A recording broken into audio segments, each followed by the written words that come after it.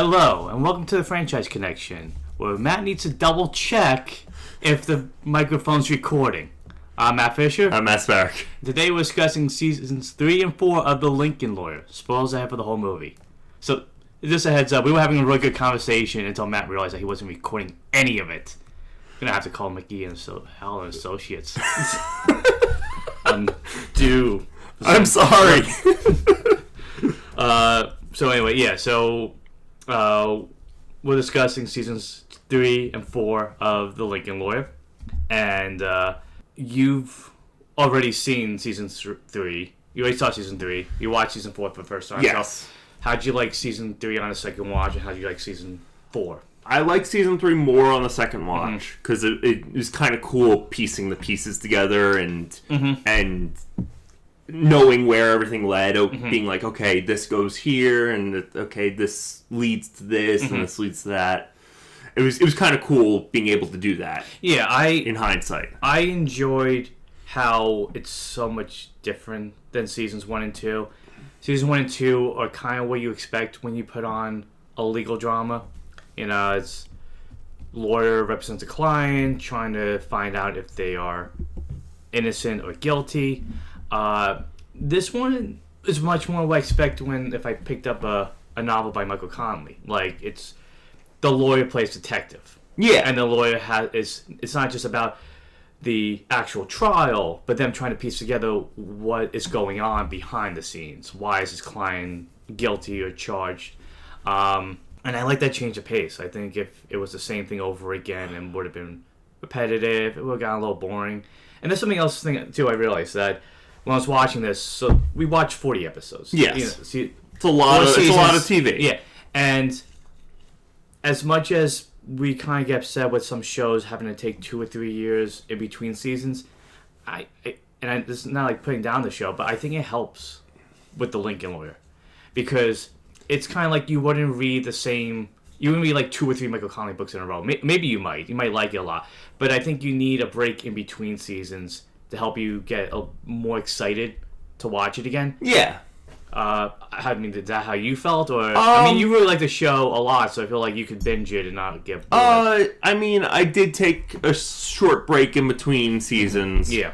Just watching some other stuff that I had going on, like A Night of the Seven Kingdoms, Percy Jackson, and whatnot.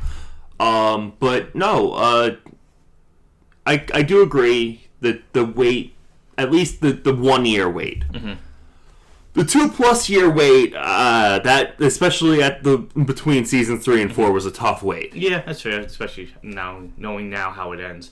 I felt I watched 3 seasons in a row, and I had to take a break just because you get to a point where you recognize how the story's told, how it's structured. So in between seasons 3 and 4, I checked out Dark on Netflix, which is excellent. I get why the praise is there.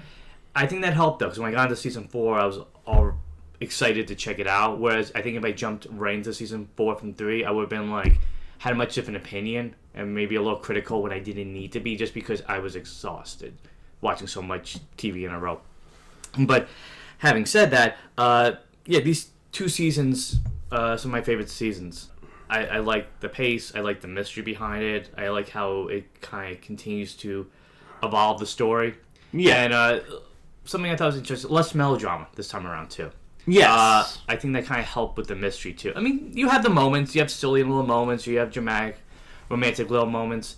But overall, it's much more about the mystery. And it's much more about the mystery and the characters. Yeah. And even, the trial, compared to season 1 and 2, I don't feel like the prosecutors are as much of...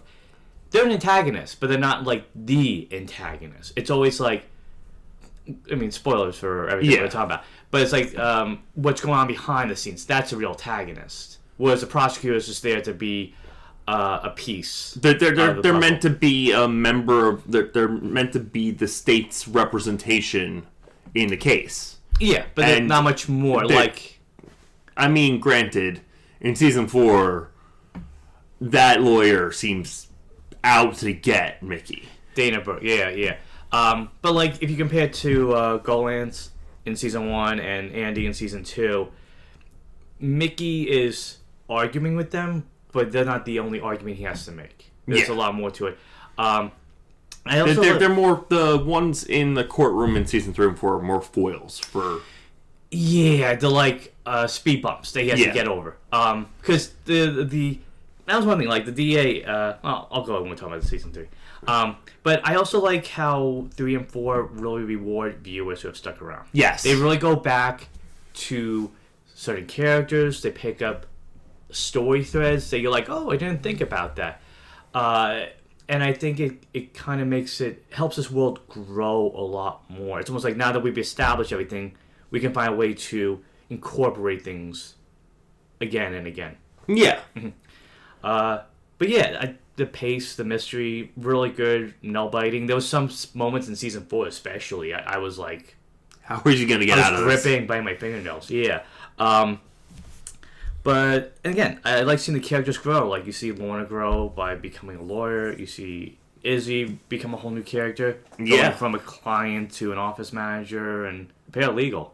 And, question, like, we watched Mythic Quest. You remember, like, one of the characters on that show? Like, she was able to get her degree, and, like, once she got the degree, she would work for them. Do you think that's the same case with Izzy? Like they're paying for her legal school or law school? Maybe. Yeah. I think it's... They're like, well, we need an office manager, so...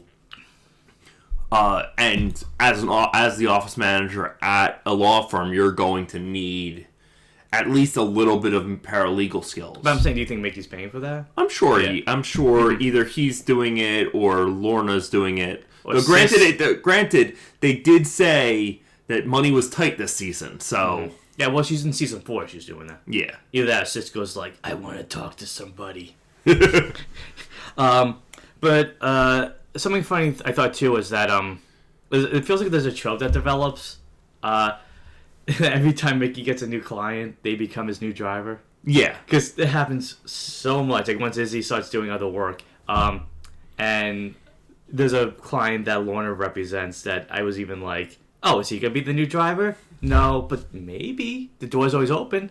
I think they have a clause in their contract that's saying, if we get you off, free charges, you got to drive Mickey around for a little bit.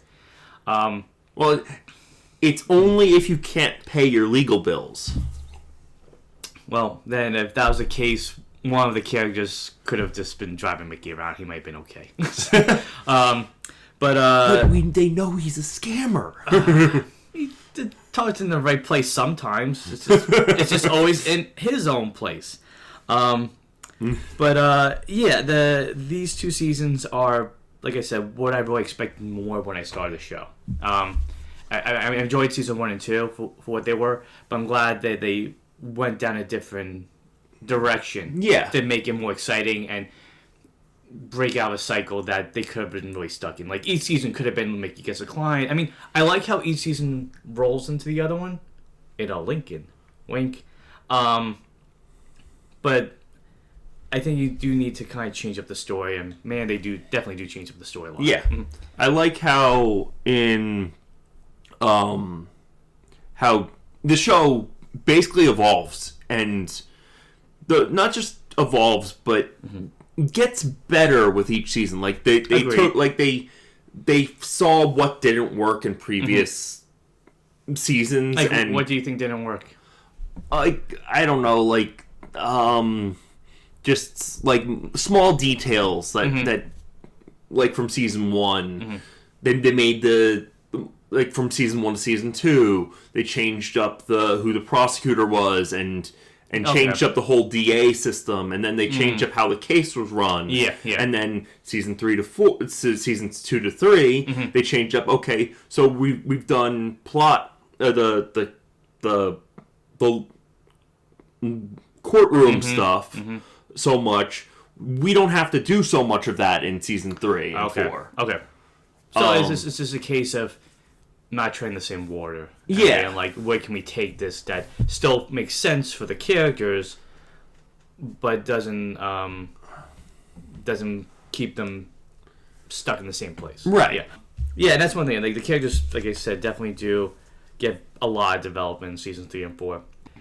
Even like Izzy takes on, like, even Lorna and Izzy in season 4 are like wearing so many hats at one point, and the And, burning candle and, both you, and you ends. can kind of see why they'd call him a pinch hitter What do you mean? in season 4.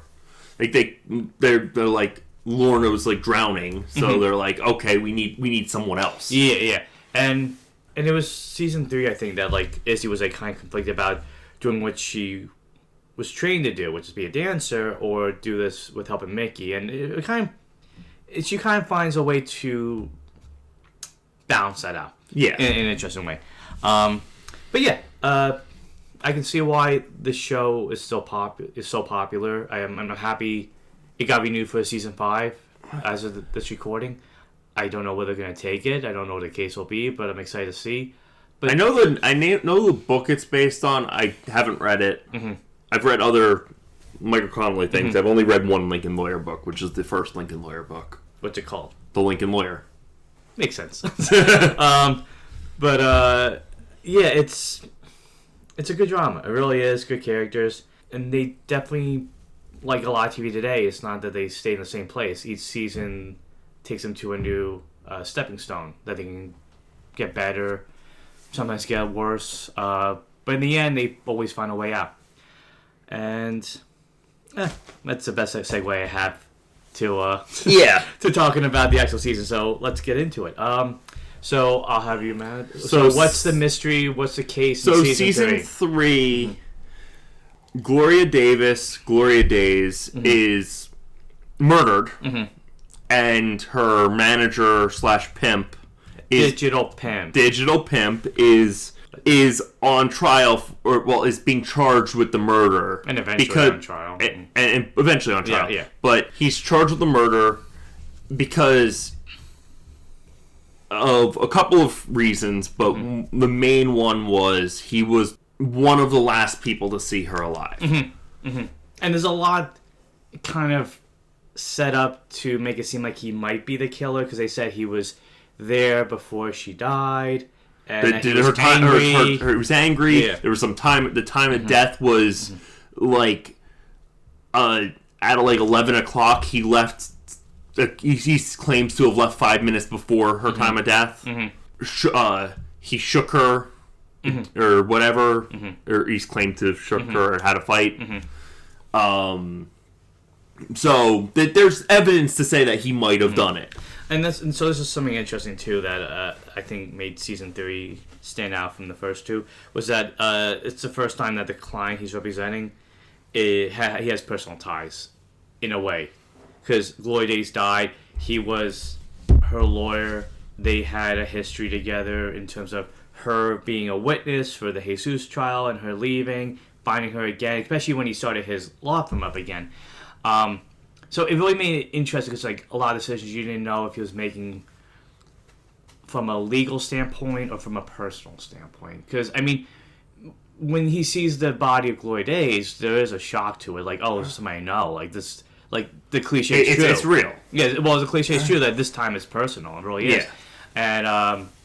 And even he has to sign something over saying like, I understand a conflict of interest.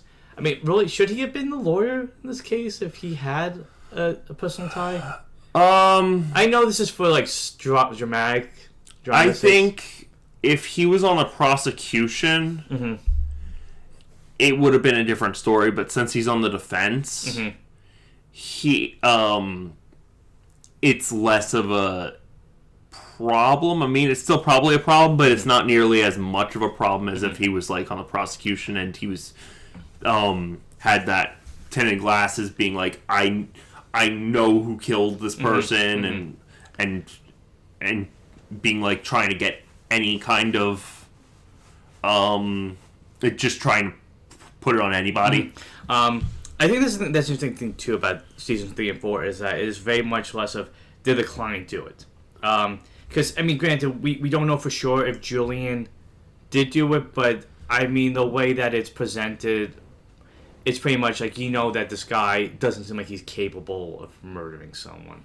He's also, his frame's he's very slight framed. Yeah, and even like they make the point that he goes to jail for months, and he's losing weight. That like he's not somebody that could looks like they could defend themselves.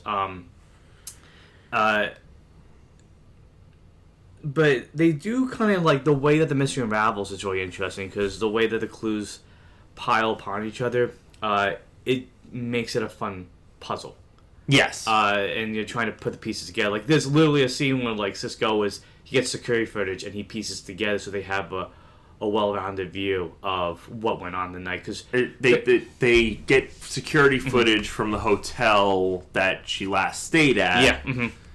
And where she was picking up clients. Mm-hmm. And... Ghost clients. And the client that she said didn't show up. Yeah. So they have evidence that her client didn't show up. Well, it's not even that. It's the biggest thing about it was that when she leaves, they realize someone's gets up, following her. Yeah, and then they sit down when she goes back to the front desk, and then they get up again when she leaves. And I think that's like the biggest clue that really sets the season going forward. Another one is that this ties back to season 2, where a man named Hector Moya, who's a cartel boss, they think that he might have something to do with her death. Right, because he's a cartel boss, he can call hits even in prison. Yeah. But she sold him out. Yeah, yeah. Mm-hmm. And then we know that the person that got put in prison for the Jesus case can't do it because he's actually in prison. And Russell Lawson. Mm-hmm. And he doesn't have those ties, or at least not.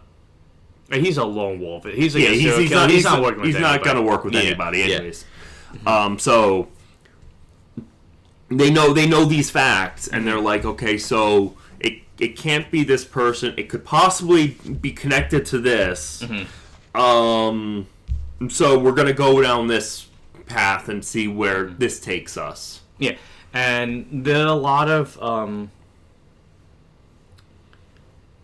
I'm going to say rivals, but there's a lot of individuals that Mickey has to find a way to get past this season. There's an old detective who's now an investigator for the DA's office. Who hates him. Mm-hmm. Yeah, because I actually like this. There was a flashback, and I call it the Lincoln lawyer origin, because you see when he... Because I'm one of his first cases. Well, so basically, like, I'll start here. The detective hates him because he proved that they kind of legally searched the house, or they look at his car, but the car the car was not parked. The car was outside. Yeah, it was in the driveway, not in the house. So they didn't really have jurisdiction to look at that because he said, "Oh, if you open the trunk, there's water on the bumper." Well, that only happened if you looked inside of it, and it was outside, not inside the garage.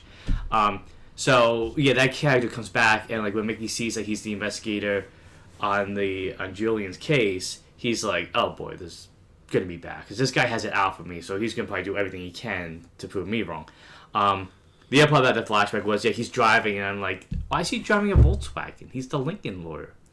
And then he stops and he sees the Lincoln on in a car lot, and it's like, so that's how it happened. That's how he got his fascination with driving Lincolns. That's the bat crashing through the window and Bruce Wayne saying, "I'll be Batman" moment. But yeah, so you got that. You got the prosecutor, and that's the thing. I felt the prosecutor was really being built up to be a bigger character because,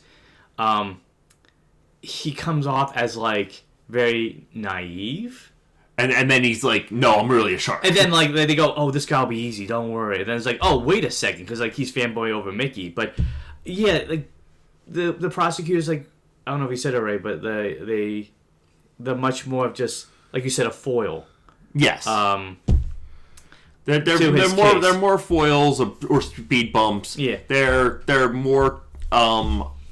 I guess they're more of kind of a reflection of Mickey in some ways, being okay, here's. I have to work against this thing. I mean, that's just being a prosecutor's defense. The opposite. Yeah. But that's the thing. I think they built up. I think his name was Forsyth. Yes, Forsyth. That oh, he's good, and I'm like, oh, he's fine, but I never got a sense that Mickey was in danger of losing the case.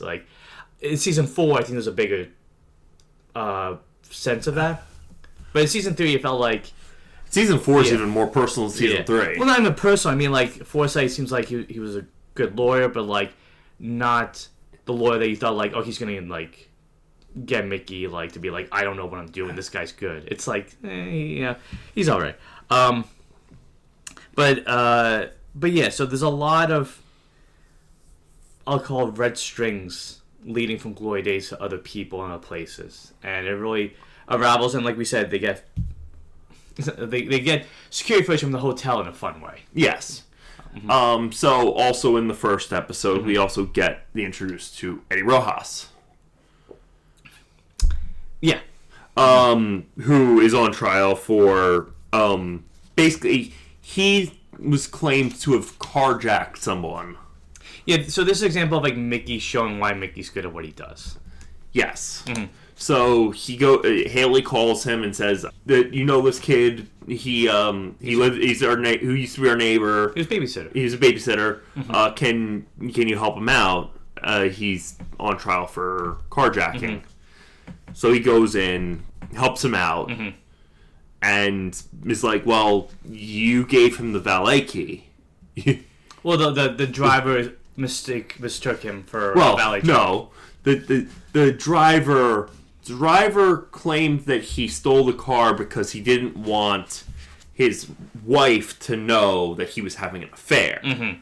And he was like, "This guy's Hispanic. I'm gonna say he stole a car." Yeah, but then the way Mickey does is like, "Oh, you gave him the keys, and your keys to your house are on your keychain." How did you get in? And it's like, I also thought it was interesting. Like this trial is held in Los Angeles, Beverly Hills, and I'm like, oh, very fancy courtroom in Beverly Hills. Not that I ever want to see one, but you see a difference between where he usually works and what the courtroom looks like in Beverly Hills, which I thought was a nice distinction.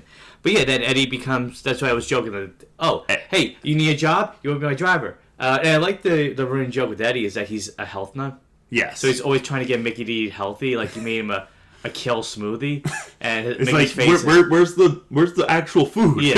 Well, it's funny because he's like, oh, you want to get a carrot stick? And I'm like, no, carrot stick, no. But it's funny because like when Mickey like tries to kale, I'm like that. The first time I tried kale, not that I've really had it since, but I was just like, ugh. I was like, not for me. I didn't like it. But I have to say that him with the being healthy, there's a nice little moment at the end of the season. And I'm like, okay, that makes sense. But yeah, so Mickey, and that's what I mean. How the cast grows, I think, is very organic. Yes. I mean, there's a fun little trope to it, but I feel like Eddie quickly became a part of the cast. And he was even nice enough to get Mickey an egg sandwich at some point. Because you think, like, oh, because they're going to see a lawyer that's in jail to help with this case. And he's like, oh, what'd you get me now? He goes, egg sandwich. He's like, okay, you're learning. Yeah, but back to the case. Something I thought was interesting. There's a few time jumps in this season. Yeah, that's mostly probably to be like, okay, so court cases can take a while, especially from arrest to actual court day. Well, it's not even that. It's that it actually works with what they set up in the story when they're talking to Julian. They're like, okay, you're accused of this, but we won't get a court date for this many months. So like when I'm watching, I'm like, oh, time jump. I'm like, oh, because Mickey said that before. We won't, and that's why it's interesting because it gives us time to build the case and all that. And stuff. also kind of like set up stuff like suddenly 6 months later, Mickey and Andy are mostly friends with benefits. They're having a relationship. It's funny because there's one moment where like he walks into Andy's office, and I think it was like, yeah, we know what's going on. Like, but it's kind of like the enemy coming into your territory. You're like, what are they doing here? I like the little romance they had for what they had. And it's kind of what both needed at the time, because Maggie had just left, and Andy was also kind of suffering from an issue that she had at work, which I thought was interesting too. That was a B plot, and I liked that you got to see Andy kind of like stumble, because she was always kind of like assertive and she knew what she was talking about, and this is the first time you kind of see her kind of fail in a way. Yeah, well, she failed because she was offered a promotion and she completely forgot because her mind was on the promotion and not on the case that she was working, which was she let the abusive ex-husband of one of her clients out of prison for a day but she didn't tell her client that he was out of prison to get her prepared. And when he kills her and they arrest him again, when I was watching, like, he does the creepiest head turn. Like, she goes, "Who didn't?" She looks at the back of the cop car, and his head just, like, slowly goes up, and it's like eyes are down looking up. It's like, okay, yeah, real evil guy. But yeah, I think that's what made the season interesting too, is that you had these little moments that they were a nice break in between the main storyline. Yeah. And I'm wondering, in the book, does that happen too? Do you have moments in between the case, or is this more a case of just TV adapting it for TV? I know in the first book he has a few cases. Mm-hmm. Like, he helps, But, like, the stuff with Andy, or is this stuff like that with, like, other Oh, yeah, there's stuff with other characters. Like, the first book's mostly him and Maggie. Mm-hmm. Because they're separated, but they're still trying to kind of make it work. Mm-hmm. But, like, there's other cases he takes on. Like, he takes on a case for the Road Saints in the first book. Okay. But I mean, like, you know, they follow Maggie for a chapter or something like that. Not really. It's mostly him from his perspective. Okay, so it's TV adapting for TV in that case. But as I said, I don't know anything about the other books, so maybe in the other books they do some of that. Yeah. Again, we're gonna be jumping around all the whole time. It's easier to jump around than it is to go beat by beat. Yeah, and if that was the case, there'd be no point for you to watch it after we talk about it. So, in general, like, but we'll go from here. Like so the hotel security footage does lead into a big clue, which is the car. Which is the car, which we find out leads to the Hat Man. Yeah, well, it leads to the Hat Man, which we have an idea may possibly be the investigator. Mm-hmm. From pretty early on, we have an idea that the investigator's involved in this. Mm-hmm. The first time you watched it, did you get a sense that he was? Yeah, kind of. Because the build of him is very similar. And he's always kind of get off this case. Like, anytime anybody goes up to make you go, leave it alone, you're like, okay, there's a reason why he's telling me that. Also, another character I really enjoyed was Val, the process server. Yeah, I thought that was interesting. How he was used here and how they kind of used him and they bring him back in season 4. Yeah, a fun little side character that pops up. Especially because like this one part where they're talking to somebody that's connected to Glory that she used to work with back in the day.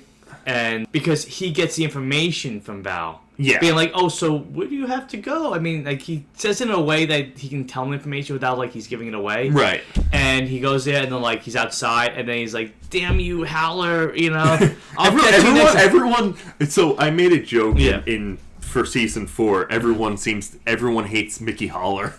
Yeah, there's even a line where, like, Maggie says to him, like, everybody thinks you're an asshole. An asshole. And my nose, I'm like, but he's one of those nice assholes, you know? But yeah, I think that's too, like, talking about more in season 4, but, like, this is, like, kind of the first time Mickey's kind of, like, he gets very close to crossing lines at times. And Legal's the first one to always point out to him. I mean, especially when he's going up against corrupt cops. Yeah, which is more in season 4, but also kind of, like, a little bit here. But, and that's the thing, like, and Legal, it's an interesting character, because I like Elliot Gould as a character. He's that mentor, but it's almost like his character becomes like the wacky neighbor from a sitcom. Yes, because he's just like but like not as like Kramer, but he's like, Mickey, what are you doing? This is ridiculous. Hey, let's get some food. Like, and even like, are you gonna bring me my something? Yeah. In this. But he still has advice. Like he makes a great point and a wise saying where it says a number 19 sandwich with Russian dressing waits for no one. And I think it's a advice everybody should follow. Granted, maybe he shouldn't have followed that advice, but we'll get to that later. Hey, he was living his life. Yeah, no, and he even made that point. He goes like, I'm older, I don't have a lot of time, so I might as well just enjoy what I can. But I feel like his character, like, is just, I guess would you say sometimes he's very much like the Netflix writing, where he's just kind of telling you what they've already said but summarizing? Kind of, yeah. But I mean, he's still a fun character. Oh, yeah, absolutely. And he's still very much, like, one of the hearts of the show. In terms of other things that go on, I also like with Lorna that now she's actually becoming a lawyer. Like and there's a part that I like where she's stressed out because she's studying for the LSATs, and like when she goes to no, it's a bar exam. Oh, the bar exam. Okay, yeah, that's LSATs or something else. And like she sees like the one guy, he's just like a surfer. And it's like, where'd you go to school? Harvard? She's like, she feels overwhelmed. Like, but there's a part where like, while Mickey's trying to like put together this case, Lorna's stressing out about the test, and Mickey's like, "Oh, don't worry, you don't use half this stuff." And I always used to get so annoyed when like I would take tests and be like, "Oh, you're not gonna use all half that stuff." And I'm like, "Yeah, but it's on the test. It's on the test, and I have to pass. Like that's the point. Like, you could tell me that afterwards after I pass." But I also like that really leads to something really interesting in season 4 with Lorna. I like how like that whole taking the bar really kind of makes her into a bigger character. And even here, because like she does get her first case and it brings it back to Sam the vet. Yeah. And how she's able to postpone his, I guess, arrangement, you would say? Well, it's well, the elevators were broken, so she had to find a way to delay the case. She got the case dismissed because... Well, she ultimately did, but she needed time to get there. So what she did was she was like, okay, well, the elevator's broken, and he went back down to holding, and and you only have... You're already 2 days into your 3-day... Sorry, he's already on day 3 of his... You need to release him after you arrest him. So... And you haven't arraigned him, and he can't be arraigned without being here. Well, my point I was trying to get was that, like, there's only one working elevator, so she had to find a way to kind of make that case. So she broke her heel.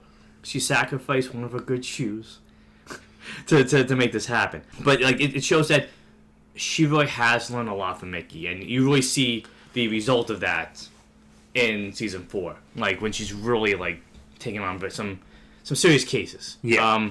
And even that comes back in season 4 with their intern from season 3. Yeah. And I don't know why, but we saw Winston, but where's the Roomba intern? Disappeared. I don't know who's keeping that office clean, but I'm sure... Especially with all the dogs that come in there. Yeah. Oh, one dog. But, What? 2? Yeah. But, As Lorna's getting that together, we start to get, like you said, more clues for Julian's case. And the one that Mickey's trying to make the point is that if Julian wasn't a suspect, how come you locked him up? Because he's questioning this detective, and he's like, okay, so he was a suspect, so why did you lock him up? Why did you interrogate him? And they're like, oh, it was an interview, it was an interrogation, but like, yeah, but you left him by himself for a while. You were trying to break him down. In a room that was hot. Yeah. And then you go and take a position of power in front of him. Yeah, and they're like, oh, he was just standing there. He goes, yeah, but you're like overbearing one sitting down. You're like, that's always a power move. And it's funny because the guy's a prosecutor. Like, he kind of reminded me of like if you took Ned Flanders and Mr. Burns' attorney and made him one character. Like, he was very like smart, but he kind of like I could see him going, hi dilly ho, neighborino. But something I thought was funny too is that the judges in season 3 and 4 are less critical of Mickey. They're much more lenient. Yes, yeah. Because the one judge is like, well, she was a former prosecutor, and there were so many moments she's like, okay, Mr. Howard, go ahead. Like, there's a few times where she like objects to what he's saying, but she's like, okay, that's fine. I mean, the only thing like that really worked against him was with the questioning of the cop was the fact that she was up for re-election and she was going on a hard on crime stance. Right.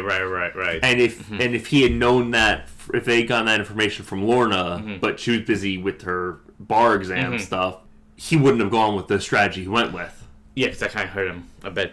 And then as the case commences and they're trying to get information on what happened to Glory and stuff about Hector, because the other thing with Hector is that he's in jail because they found a gun on him in a hotel, and that led to him going away for life. And right. So he's been put through a motion, a habeas motion, a habeas petition, or something like that, and to get out.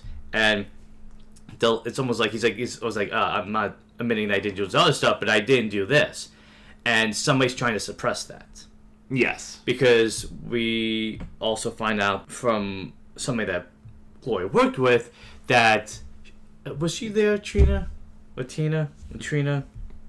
Trix? With 3 X's. Yeah. She was there. Now, so this is one of the moments, too, like, that I'm questioning, like, is Mickey doing something ethical here? Because he's paying her for information. Yeah. He's essentially bribing her to tell her what she knows. Well... Is it ethical on his part? Would it have made more sense if Cisco did it? It would have been about the same, because at the end of the day, the money could be traced back to Mickey. Mm-hmm. But it was cash. She explains that Glory was used to plant the gun that Hector's in jail. Yeah. And that's why she got served a subpoena. Yeah. But that subpoena, next thing you know, she's dead. Yeah. And we find out why. Why is she dead? And one thing was that the one way, too, that Mickey gets information, we get to meet new characters, which I kind of would like to see them come back, is we meet Sly Jr. and Sly Sr. Sly Jr. is like a millennial Gen Z lawyer. Yeah. And I could totally see him being friends with Saul Goodman. They'd be hanging out, going like, okay, so what can we do with this? Because this is a lawyer. He's kind of inept, too. Well, he is, because he's a puppet of his dad. Yeah. His dad's in jail for tax evasion, but he's still, like, operating like he's a lawyer. And he's giving, like, legal advice to other prisoners in jail. Basically, they go to him because he represents Hector Moya. Right. And essentially, they become like enemy of my enemy. Is my friend. Yeah. I didn't think I thought it was an interesting partnership they made up, because it makes sense. He won't get the information unless he works with Sly Jr. But what do you think of Sly Jr.? Like, he was kind of an idiot. He passed the bar. Do you think he cheated? I don't even think he passed the bar. Yeah, because he ended up working with Sly Jr. because he had to represent Hector. Right. That's the only way he could get information. Yeah. So he's taking on all these clients in this season. But yeah, and that leads to Sly Jr., who I feel like I've seen that actor who plays Sly Jr. somewhere else. I just can't think of it. Yeah. And then we learn who Sly Sr. And he's fun. And this is not a case of Mickey, like, I feel like there's like so many times in season 3 and 4 that Mickey does kind of like I say, he gets so close to crossing the line. Sometimes he kind of does. But he's talking to Sly Sr. and he's like, he's kind of pressuring him to answer the way he needs to. He's like, well, first of all, you can't practice law. So I have to do this for you because you are disbarred. Yeah. He's like, I don't know what you're talking about. And your son is incompetent. Yes. But, I mean, he makes a point. He kind of like threatens him in a way. He's like, oh, well, I can get your son disbarred and I can have you stay in prison because he's almost out of jail at this point. And, well, I mean, because technically his son is breaking the law. How so? By practicing law the way he's practicing it, i.e. taking on his father's clients from prison, basically practicing for his father. Yeah. That's...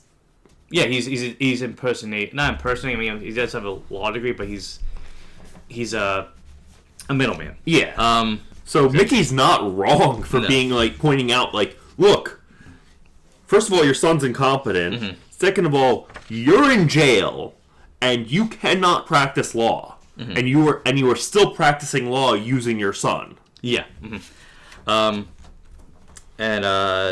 Well, the reason they get to him too is that again, I like how a lot of these clues kind of play out. Like they look at the subpoenas and they realize that the subpoenas had a fake stamp on them. Yeah, and that they would just kind of like a ploy to see who killed Glory. Yes, because they go, she got the summons or subpoena. She dies. So who else could be? Oh, we'll get one to Mickey, and we'll give one to the other. Oh, Kendall, the friend who wanted out. Like I said before, I like that we get also moments to kind of show why Mickey's so invested in helping Glory, and because even though like Glory came off as very kind of like headstrong, kind of sassy, Mickey was able to break down those barriers. Like we got a flashback to her apartment, which I kind of like, where he gives her the Dodgers hat. Yeah, and I don't know, the Dodgers are better than the Yankees. Like maybe, but I mean they currently are. Yeah, but. I like that. It seems like he's like one of the few people who could get across to her. I think that's why I felt such like a betrayal when she left. I mean, we know why she left because she was forced by the cop and the detectives to leave. I also like in the flashback when they're looking for her, Lorna, when they take on Cisco for the first time, she's like, "Oh, that dentist guy." Like she's not calling him Cisco. Like she doesn't know who he is. I guess could you say like this season's like kind of getting justice for her that she never got in life? Yeah. It's justice for Glory Days, and I mean, so we have the health nut Eddie Rojas, who's his client, who his daughter made him take on the case, and he ends up dying about halfway through the season.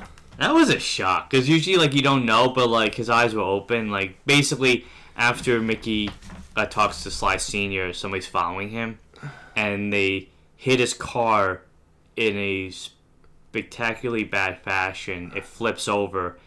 And so something I thought was interesting was it was kind of foreshadowed in a way. Yeah. At least for Mickey. So he tells him, "Oh, before we drive, put on your seatbelt." And it made me think, like, if I go back, is Mickey ever wearing a seatbelt in season 1 and 2?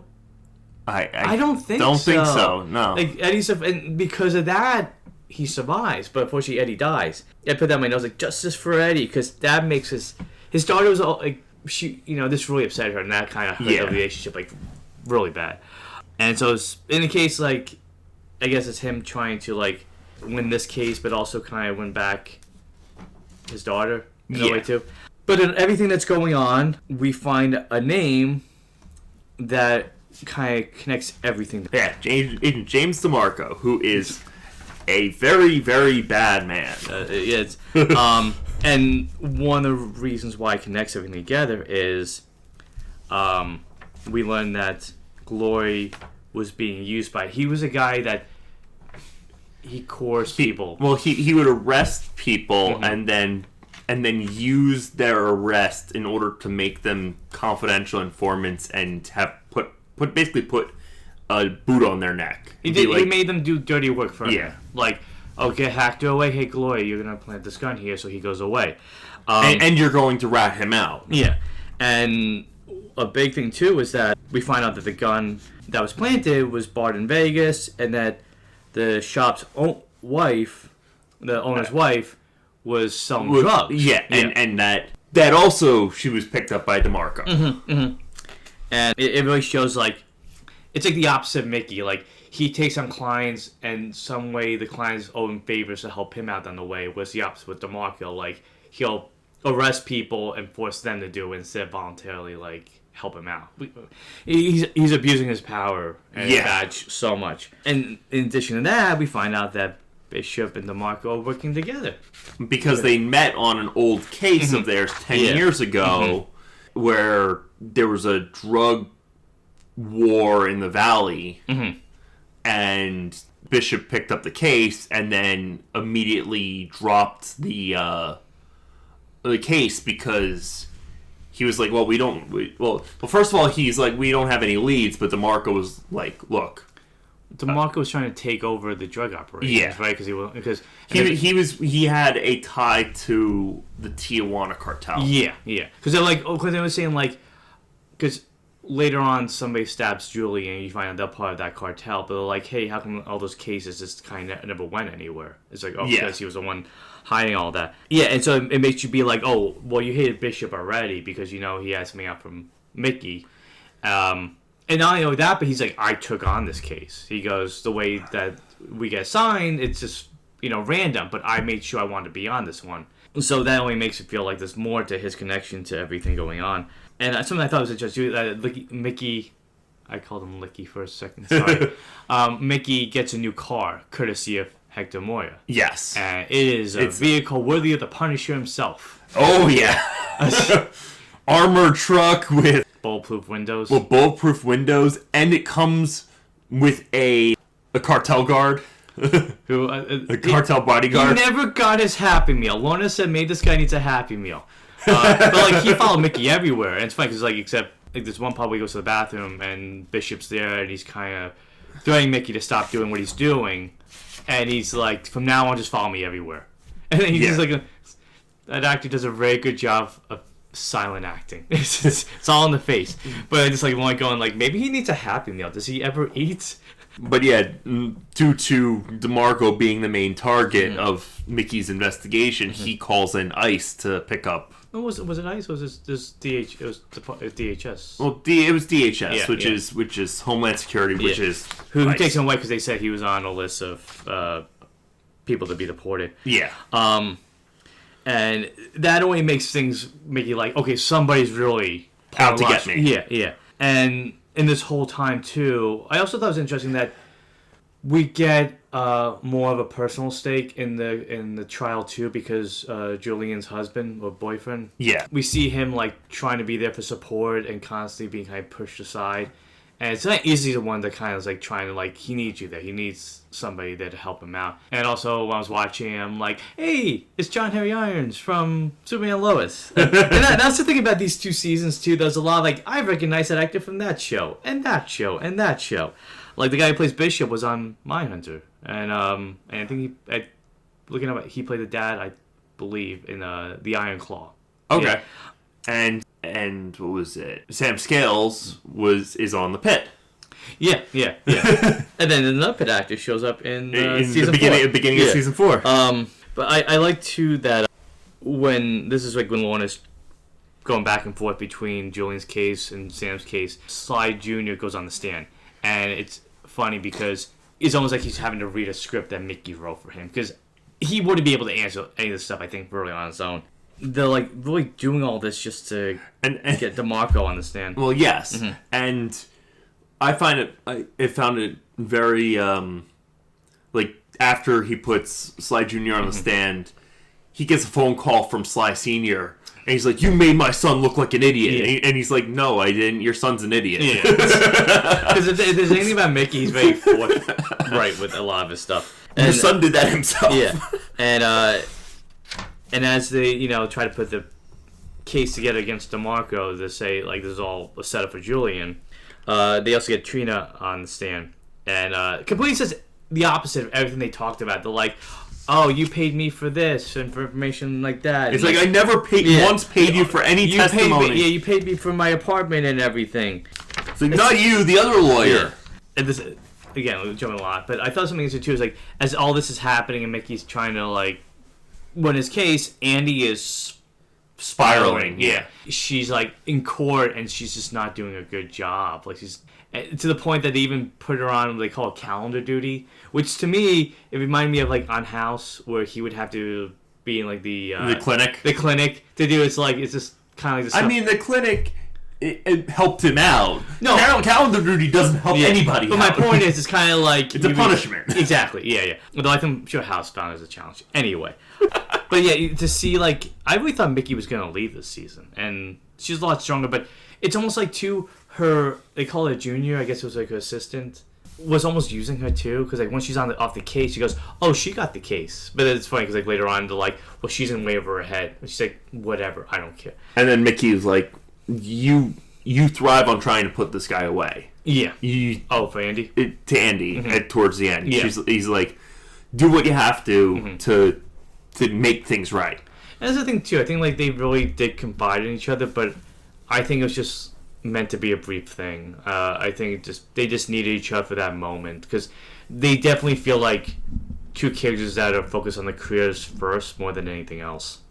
And something I like too is that like Lauren is like a walking encyclopedia of legal knowledge, because every time they go to the judge's chamber, she's always like under penal code this and blah blah blah section 2. Like she always has an answer for everything, and it's again nice reflection of her working under Mickey for so long. Yeah, as she was. I mean, also the fact that she had just taken the bar exam, so it's still fresh in her head. So it's all fresh in her head, and he asked her to do this research.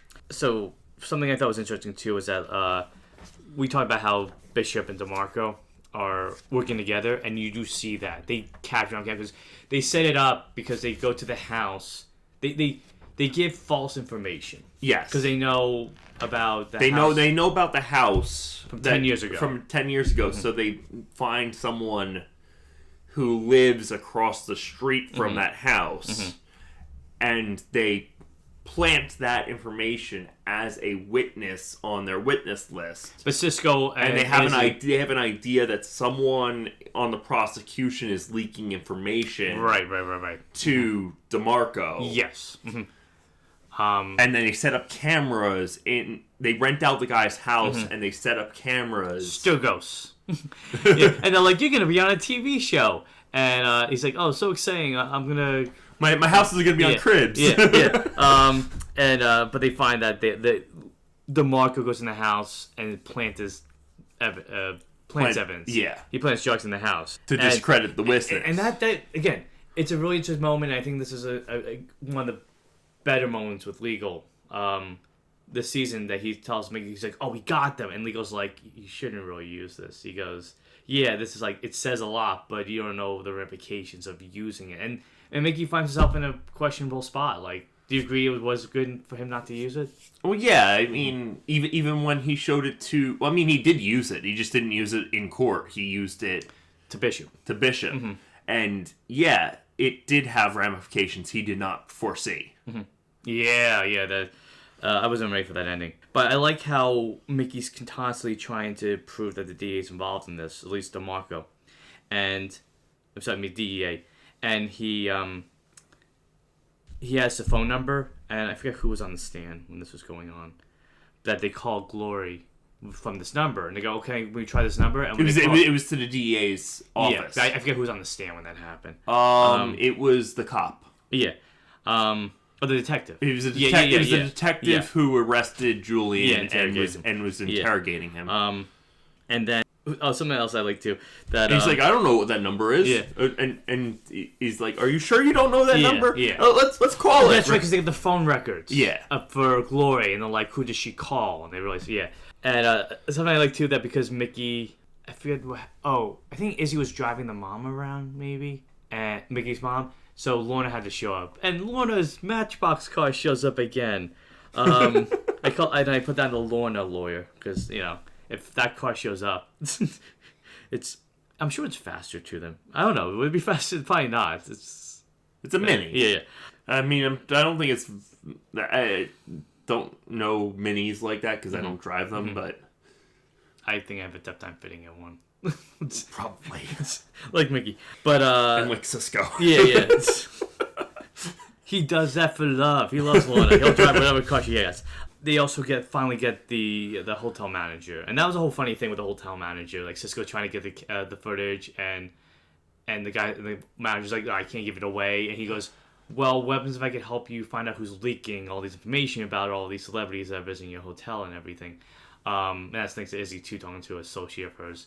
But he goes in the stand and he explains. He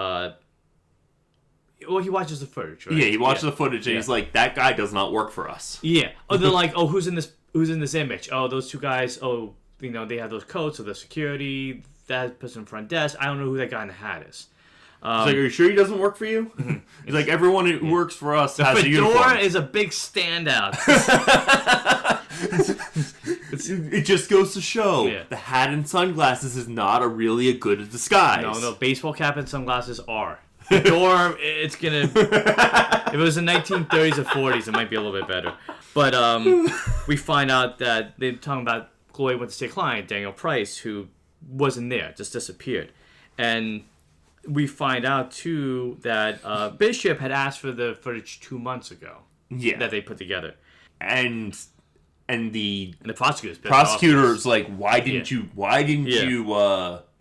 tell me about this? He's like, well, I didn't see the relevance. And he's like, are you kidding me? That's you in the footage. Yeah. Can even see that. And as all this is happening and the case is working toward a victory, Julian gets stabbed, which I thought was a really shock. That was a shock. You wouldn't expect. I mean, it's set up with the walking to the buses, but something's gonna happen. But he's on the verge of dying, Julian. Yeah. And the only way Mickey. Now this is where I say Mickey crosses the line. I was gonna ask you this question too. Go ahead. He forges Julian's signature. Well, here's the thing. We don't really see it. Basically, And also, there's like a security guard from county jail watching it. He goes, I can have you come in. He goes, but I'm his lawyer. If you don't do this, I'm going to have you in trouble. It's Mickey pulling his Mickey card, lawyer card. And he goes in and he goes, we need you to sign this. But Julian's out. But basically, they're like, well, he can't be there in the courtroom. So he can't be there for the trial. But if he signs something, absentia, I think they call it. In absentia. Yeah. They'll be able to continue it. And so we see Mickey go to Julian, who's in and out. He's been through major surgery. And then they cut to him having a paper, and it has a signature on it. And it does beg the question, did Mickey forge it, or did Julian sign it? But I don't know. I can go both ways. Yeah, but I mean, he gets Julian's partner to authenticate it. But you don't know. But you don't know. It's. I wonder. I would like to see that come back at some point. I think it really is a gray area because the way that it's set up, I think it's probably intentional. Yeah. It does make, because I'm looking at it, I'm going like, did Mickey forge that? And if he did, man, that is like the worst thing. Like he's really crossing like the biggest line. Like, granted, he doesn't want his client to be he doesn't want the case to be a mistrial because then the state can retry. Yeah. At any time, and he knows his client's innocent. And if there's a mistrial, then DeMarco's going to get away scot-free. Yeah. But it's really, if you don't really pay attention to that moment, you could miss it. But I don't know. I think it go either way, because David could just be saying it because he wants to get his partner out of jail, and Mickey wants to prove. I think it's also like Mickey knows he's innocent, but it's like, I would like to see that plot point come back. I think it could be ambiguous and it could stay ambiguous, but I think if they pick it up, that could lead to a whole interesting story.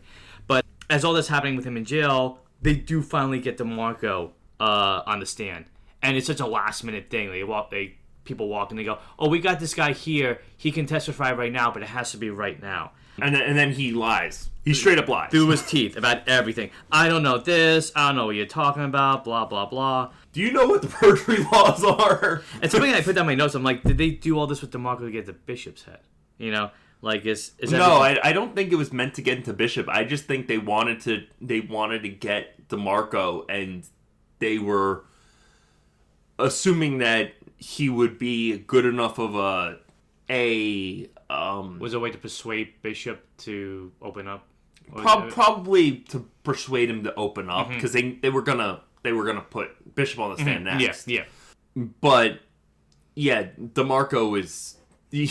I mean, even the prosecutor could see that he was lying, and he was like, "Yeah, this." And that's the thing with the prosecutor too. It's like there's so many moments where he's just like kind of raising his hands, going like, "Oh, like again, like, what am I even doing here?" Which is why I feel like I think his character could have been really interesting if they wrote it up a little bit more. But I think that was the point. Like we said before, he was just meant to be a foil. He wasn't meant to be the main antagonist. DeMarco was the main antagonist, as we found later on.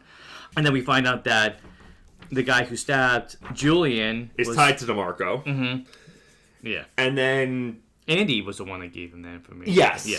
Mm-hmm. And then he shows Bishop the video. Yeah.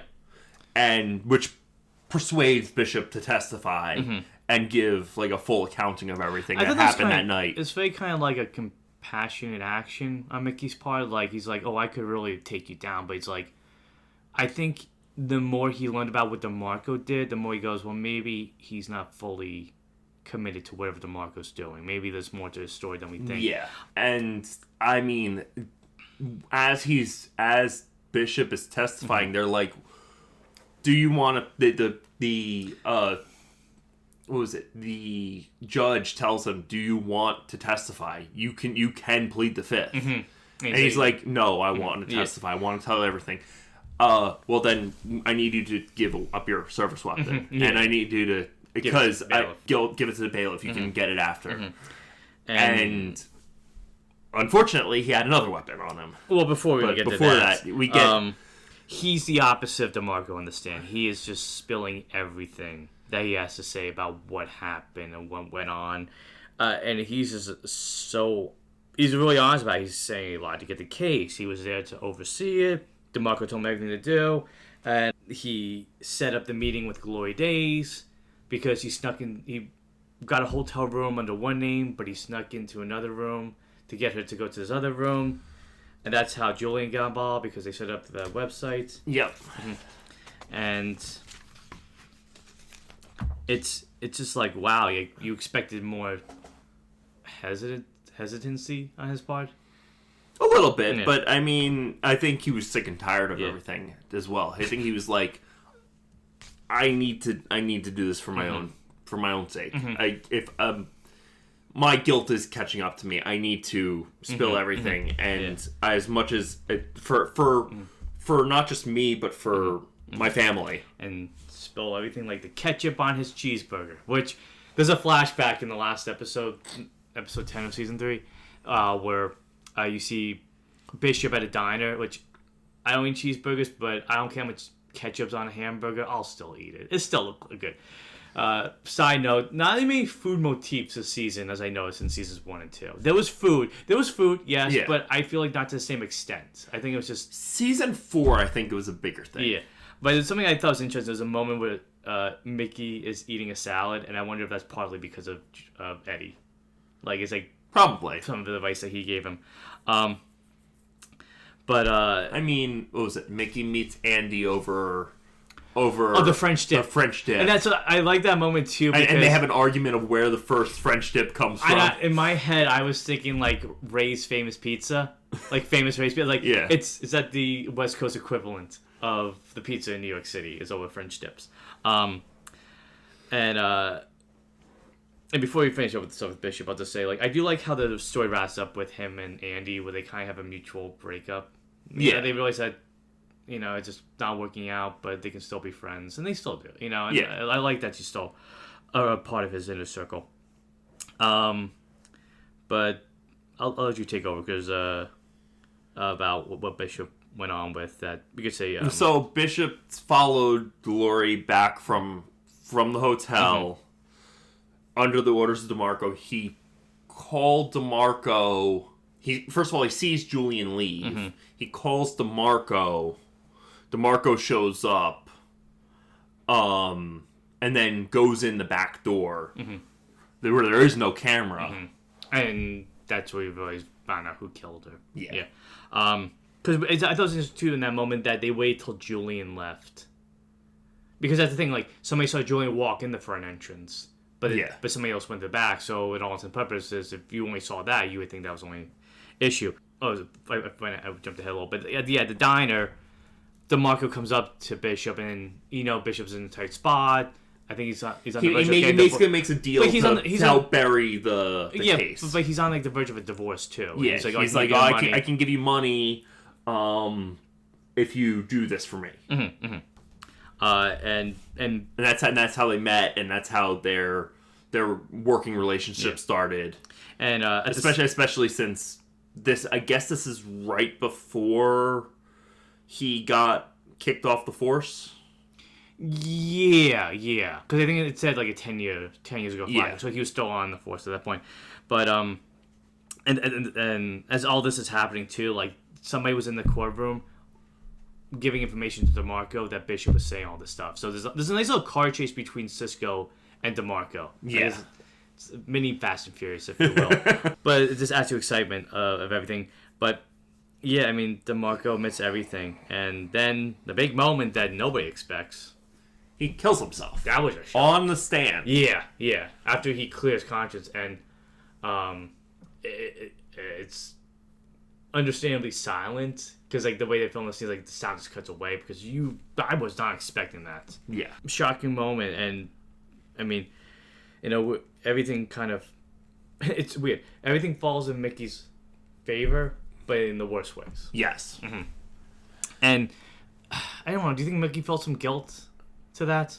I think so. I mean... He's not a guy that kind of just, like, shrugs it off. Like, he carries the weight of all this. I mean, it's even shown that he's seeing the ghosts of people from his past. I thought that was interesting. Yeah, there's moments where he's driving and, like, he's talking to Glory in the backseat. Or he's talking to his dad, or... Yeah. They're, like, the new legal detours, like the other season.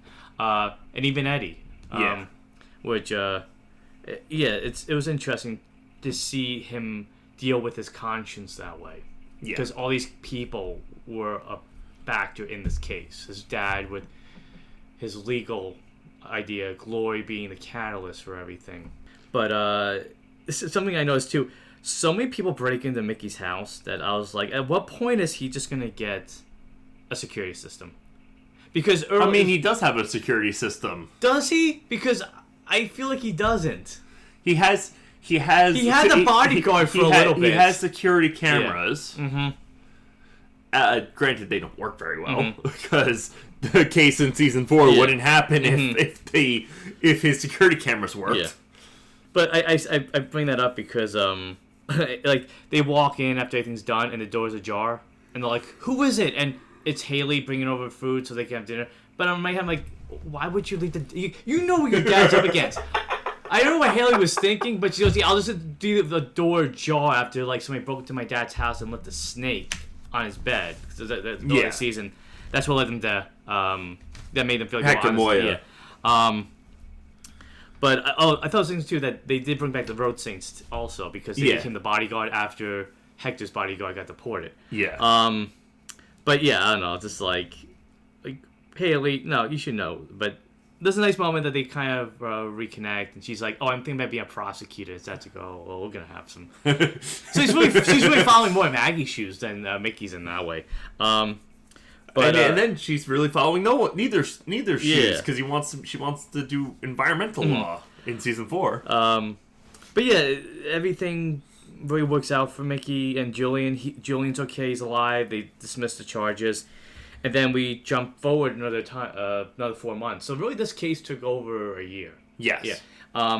And they jump to the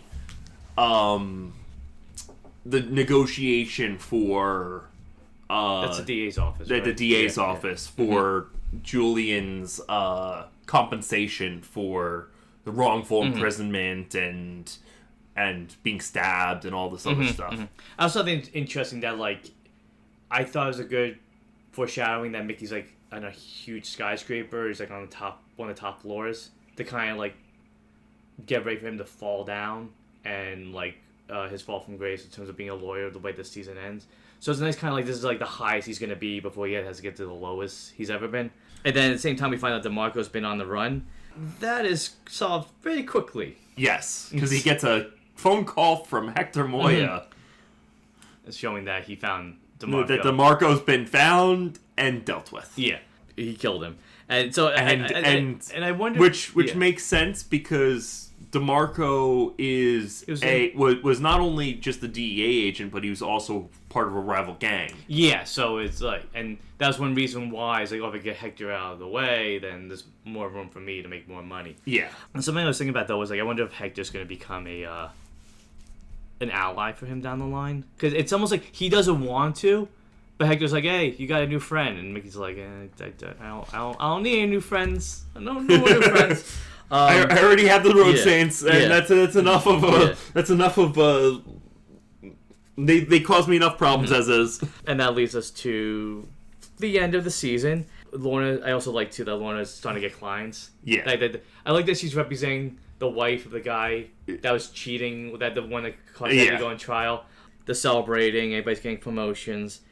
And it was funny because they also hire Izzy as the office manager. Yeah. And I thought this was a nice moment too. Like I said, there's a moment where and that's the thing too that we've had to talk about. That Izzy opens up a dance studio, and there's a lot of interesting things that happen with that, where she's denied at first the lease.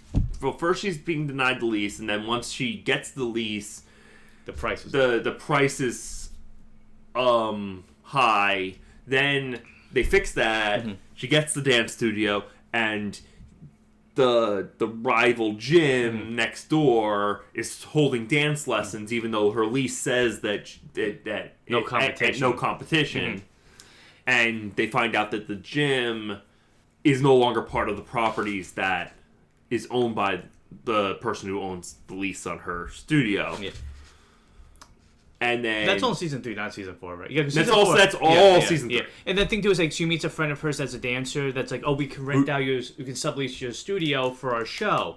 and that could help her out. So it's interesting to see Izzy kind of like not giving up on her dream, but just kind of realizing that her life's taking her on a different path. Because I like the moment, like I said maybe early on, that she says to Mickey, "Oh, I have a choice where I could keep doing the dance stuff, which is what I love, but I feel like I'm also really helping people by helping you." And she ends up kind of finding a compromise between the two. But yeah, that was a lot of... And then her friend injures herself, and she's like, "I put in a good word for you. You just have to audition." So I like how Izzy had a lot going on this season. And you also had Cisco, and there's so many moments about Cisco. I'm like, I would like to see a solo movie, like Netflix make a spin-off movie with Cisco just investigating stuff, because his dry sense of humor is just so good in some scenes. Especially in season 4. Yeah, he's like such a gentle giant that like he seems intimidating, but he's really, he's not. But as everybody's celebrating and everything, that's when they have a lot of good food. Yeah. Mickey is planning on going on vacation, and as he's walking out, he's seeing all the ghosts of his past. He sees his dad drinking at the bar, Glory, and he sees Eddie. And I'm so happy Eddie finally got to enjoy pizza and beer. So I think I thought it was a nice moment, kind of like almost saying like you can move on, like you know, like with Mickey too. Because I feel like if they didn't have that thing with Eddie, it'd be like, what about him? But like no, there was a personal stake to Eddie's story too. Yeah. And that's John Way I thought was funny, because I noticed this when he drives a convertible, it's like this him being like in casual wear. Yeah. It's just him relaxing, being himself. Whereas when he's in the bigger Lincoln, it's him. He's in a suit and it's all about business. So I was thinking in my head like this is like a Matthew McConaughey commercial. Like it's like a commercial with John Connor. I'm like, for the lawyer with all the right arguments, the Lincoln is a car for you. That's all I can remember. But things are very short in that regard, because he gets pulled over by a cop. And they pull him over and tell him like why he got pulled. Well, first of all, they don't even tell him why he got pulled over. He's like, "Get out of the car." And then they say, "Oh, you didn't have a license plate on your car." And then like, "Oh, wait a second, there's something leaking from your car." Yeah. And it opens up. And who is it? Sam Scales' dead body. And what? And that was the thing too, because Mickey was like, "You can't just open up the car like that." And I guess he had probable cause. Yes. And so I got, when I watched it, like you being like, "Oh, I gotta wait for this now." No, like I could just jump right into it. But you had to wait a while. Like it was like a year and a half. Did that cliffhanger really sit in your head? Yeah. And that leads to it's like, how is he gonna get out of that? That leads to a even bigger story, and that's even better segue than my first segue to season 4. All right, so season 4, it feels like a culmination of a lot of things for the show. I mean, would you say in a way that it's like the end of this particular act of the show and the start of another one? I mean, kind of. It's like stuff comes together in a way. A lot of things. Like you have stuff from season 2. You have stuff from season 3. You have even a little bit something from season 1. I'll point out. You have a lot of stuff come back, and a lot of callbacks, and some unfortunate things happen along the way. But I put in my notes that you could call this the accused lawyer season, because he went from being the Lincoln lawyer to the accused lawyer. Yeah, and it's almost funny. It's almost like he became like what Sly Senior was. Just he still had his law degree. Yes, so he could actually help the people in prison. Yeah. Which seems like a very logical thing, because when we see him in the first scene, or one of the first scenes, he's helping this one prisoner. And he's like, "Oh, well, I can't help you with any of this, but if you do this," and the guy's like, "I can't do that." And I guess this kind of sets the stage for the whole season when he goes, "I can't do this. I can't talk to my lawyer." He goes, "Why? Is your lawyer in on whatever's going on?" Yeah. But we see a lot of interesting developments in the season. Like, what's something that stood out to you? Well, I mean, very specifically, Maggie taking front and center stage. Yeah, I like that a lot. In a big way. I liked it a lot because when we see Maggie in season 1 and I'll say to a lesser extent in season 2, you only get brief glimpses of how she works in court. Yeah. And this time it's full display. Like, we see how she strategizes, she thinks things through, the way she talks to the judge and the way she talks to the jury. It shows why she's a good lawyer. And they even made a good point that, like, oh, you can coach. There's one part where they thought Mickey would have to go on the stand. And they're like, well, she was a prosecutor, so if anybody that had to prepare him for that, it'd be her. Yeah. Mm-hmm. So, yeah, it's... You have that, and then you have stuff from season 2, like like Lisa Trammell comes back for an episode. Yeah. Alex and the FBI agent from season 2 comes back. Yeah. Like I said, this feels like kind of like the Avengers Assemble season in a way, because a lot of like these random characters that were big parts of other seasons all play a big role in this time. And big part too is that Lorna is like in charge of the office. She's managing everything. And I thought it was interesting to see a lot of the consequences of what happened with Mickey getting arrested. Like a lot of the clients were like, yeah, no, we don't. Yeah, they're short on money. They don't get the clients. When they get new ones, somebody comes up that has to leave. Like Lorna talks to Maggie's new boyfriend. And he goes, oh, I have this athlete who got in trouble. He could talk to you. The moment he saw like... the cops come in he's like, and raid them. He's like, I can't have my information out like that. But what the biggest thing about this season really is who the client is. And the client this time is Mickey. Yeah. And so it takes on a whole new direction for his character of like, he has to really, he's really defending his life. Yeah. Really. And to see him try to navigate that without the resources he usually has. Because he's trying to survive in jail. Well, the first couple of episodes he's in jail, and then he gets out on bail, which doesn't last very long. It lasts like 3 episodes. Yeah. Before he's back in jail, and he has to work from jail to prepare his case. And that's when he meets another another prisoner who, I was thinking that... Carter Hall? Yeah. His case was going to be the thing that Mickey goes... Oh, like the funky music starts playing where, like, you know, Mickey found something. Like, oh, that's gonna work. I thought his case was gonna be something to help Mickey with his case. Not really. No, it was more just to show Lorna's progression as a lawyer. Yeah, and she does a damn good job. But it seems like the case is gonna be slightly easy for Mickey until the DA gets replaced. Yeah. Like, they have a DA and like, oh, he seems like he's new, he doesn't know what he's doing. And he gets a call, and Dana Burke shows up, played by Constance Zimmer, who does a good job. I mean, her character's very direct in how she's supposed to be. She's very antagonistic. Yeah. She's like, I hate his guts. And that's the difference. Like, unlike the other Forsyth in season 3, Maggie points out, oh, Burke? Oh, yeah, we called her iceberg because she's so cold and absolute in her decisions. And then Mickey's got, it was Death Row Dana. Yeah, him and Lorna coming up with like nicknames and. Well, no, Death Row Dana was one of her actual nicknames. Oh, it was, yeah. And Iceberg is another one. And yeah, he's like, yeah, she's got a lot of nicknames. I mean, like, she's ready to argue and everything, and it makes the case so much harder for Mickey and Lorna to win. Yeah. Something I like to put out too, that Lizzie's like scrolling the social media. I'm like, bad idea to begin with. You know Mickey's in trouble. Don't go on social media to see what people say, because they're going to say the worst things about him.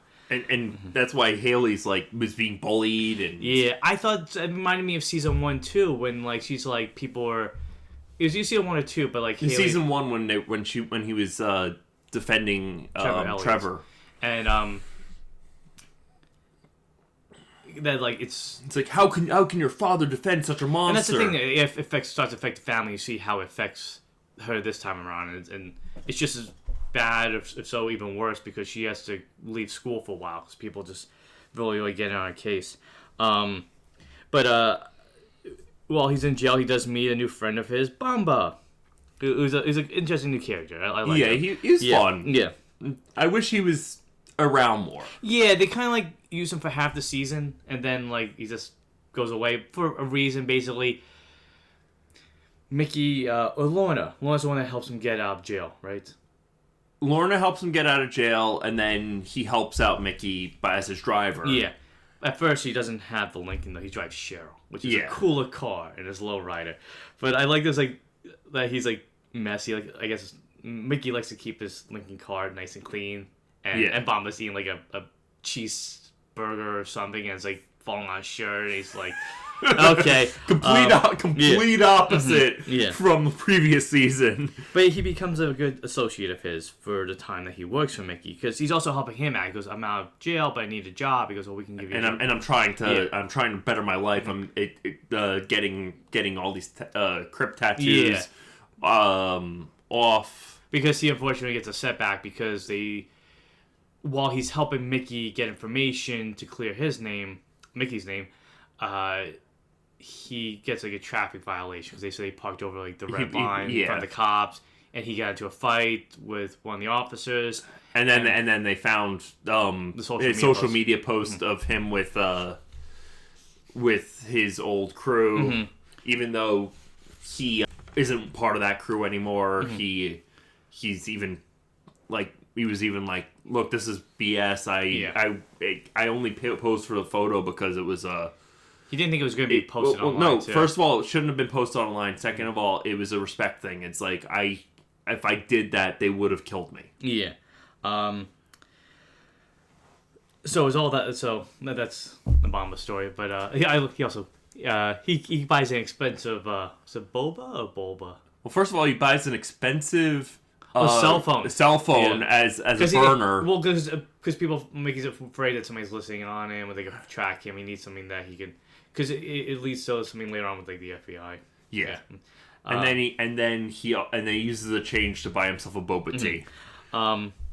But yeah, so he's one of the new side characters that I hope we see again, because I thought he was a fun character. Yeah. And one of two actors from Tacoma FD that appear on the season. The other one is the officer that plays Officer Collins. But it's funny because when Mickey's in jail, not funny, but when Mickey's in jail, he has a beard, and I'm like, oh, he's gonna keep the beard? Okay, that'd be cool. It shows the kind of growth of the character. I'm like, the first thing one says is, here's a razor, shave it off. I'm like, I guess not. Well, yeah, because you want to look dignified in court. Yeah, he could still look dignified with a beard. You can. You generally don't. Yeah. But the case has a new judge, Judge Stone, who I feel like it's like a balance between a lot of the other judges that we've seen before. I think he might be my favorite judge. I liked him a lot. He always worked with Mickey. Like, he could kind of like follow his argument, but he knew when to put the gavel down too when somebody was crossing the line. And math too, it's like no matter if it was Mickey doing the defense or Maggie. But there were so many moments where the lawyers be fighting each other. They act like kids. Like, he had to be the teacher, like going like, class, settle down. But no, he was tough, but he was fair. Yeah, exactly. And he even made that point. He goes, the way things have to work is they get evidence, you share the evidence with them. It's a two-way street. And there's so many moments where that does not work, and he has to kind of get annoyed by it. Yeah.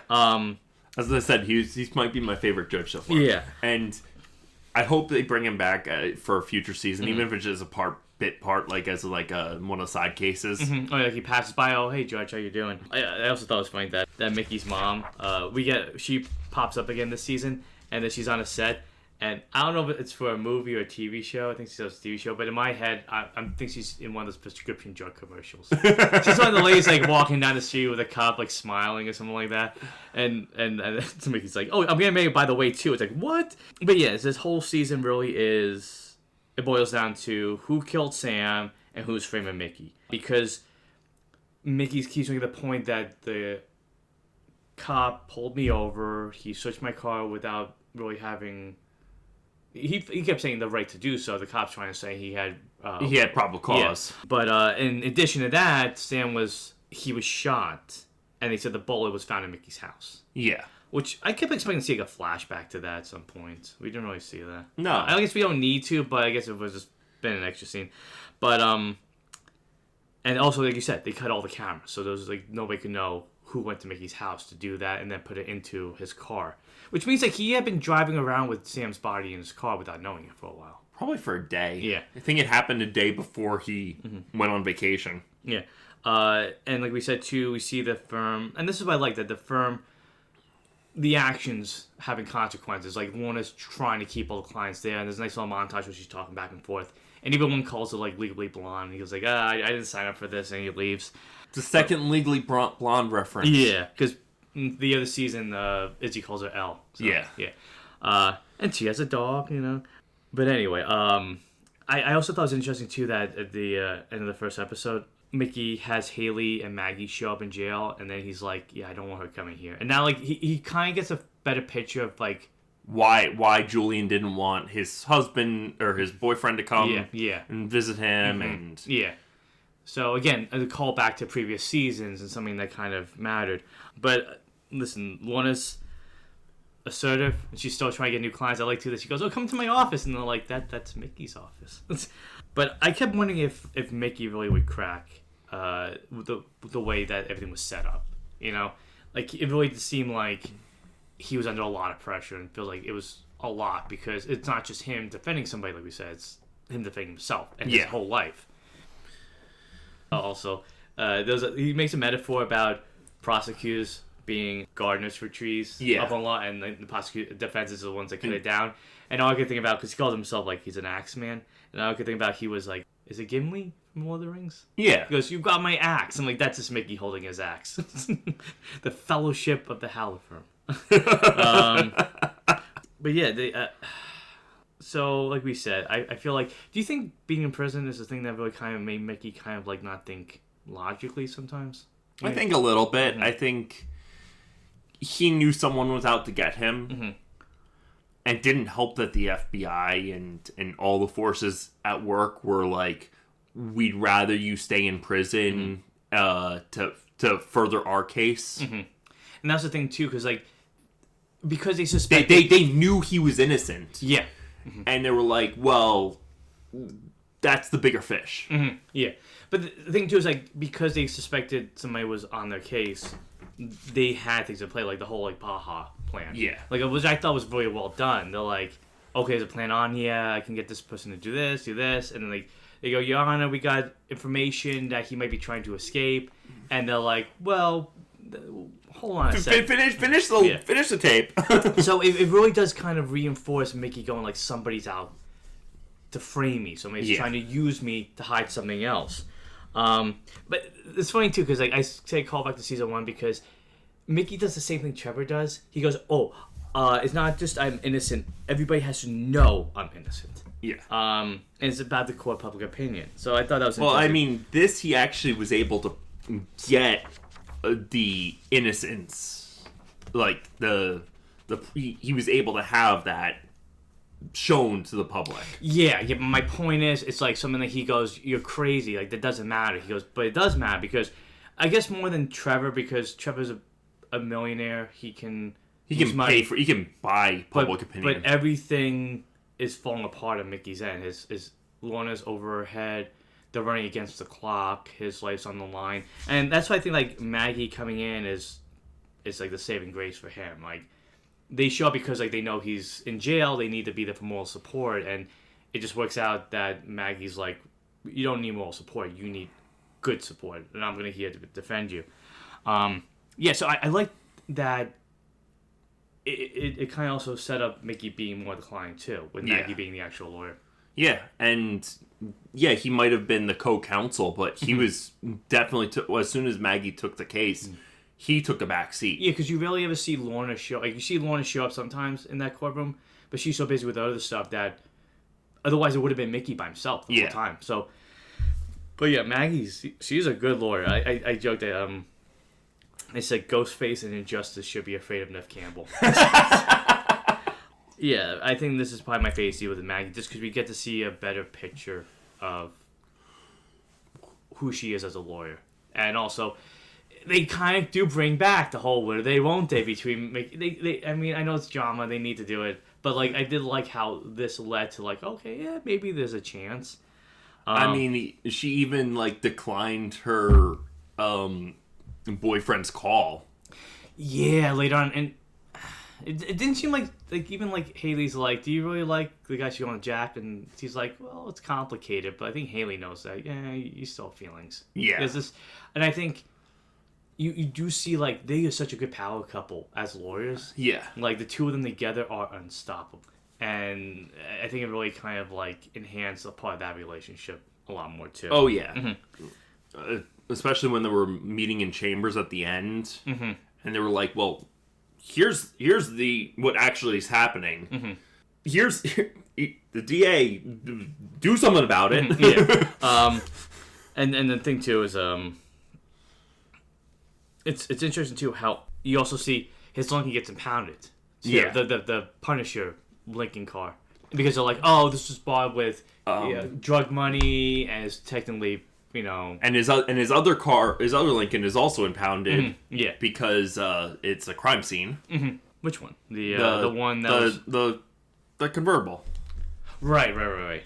He does get it back at the end though. Yeah, he just had to get it super cleaned. He's like, "You're driving that?" And then he jokes about selling his house. Yeah, we're jumping ahead of ourselves though. Yeah. But yeah, so the way that the case hooks up with like Sam, there's like so many clues in that trunk with Sam that he had a wallet that they didn't find, and they're like, "Oh, we lost it. We don't know where it is."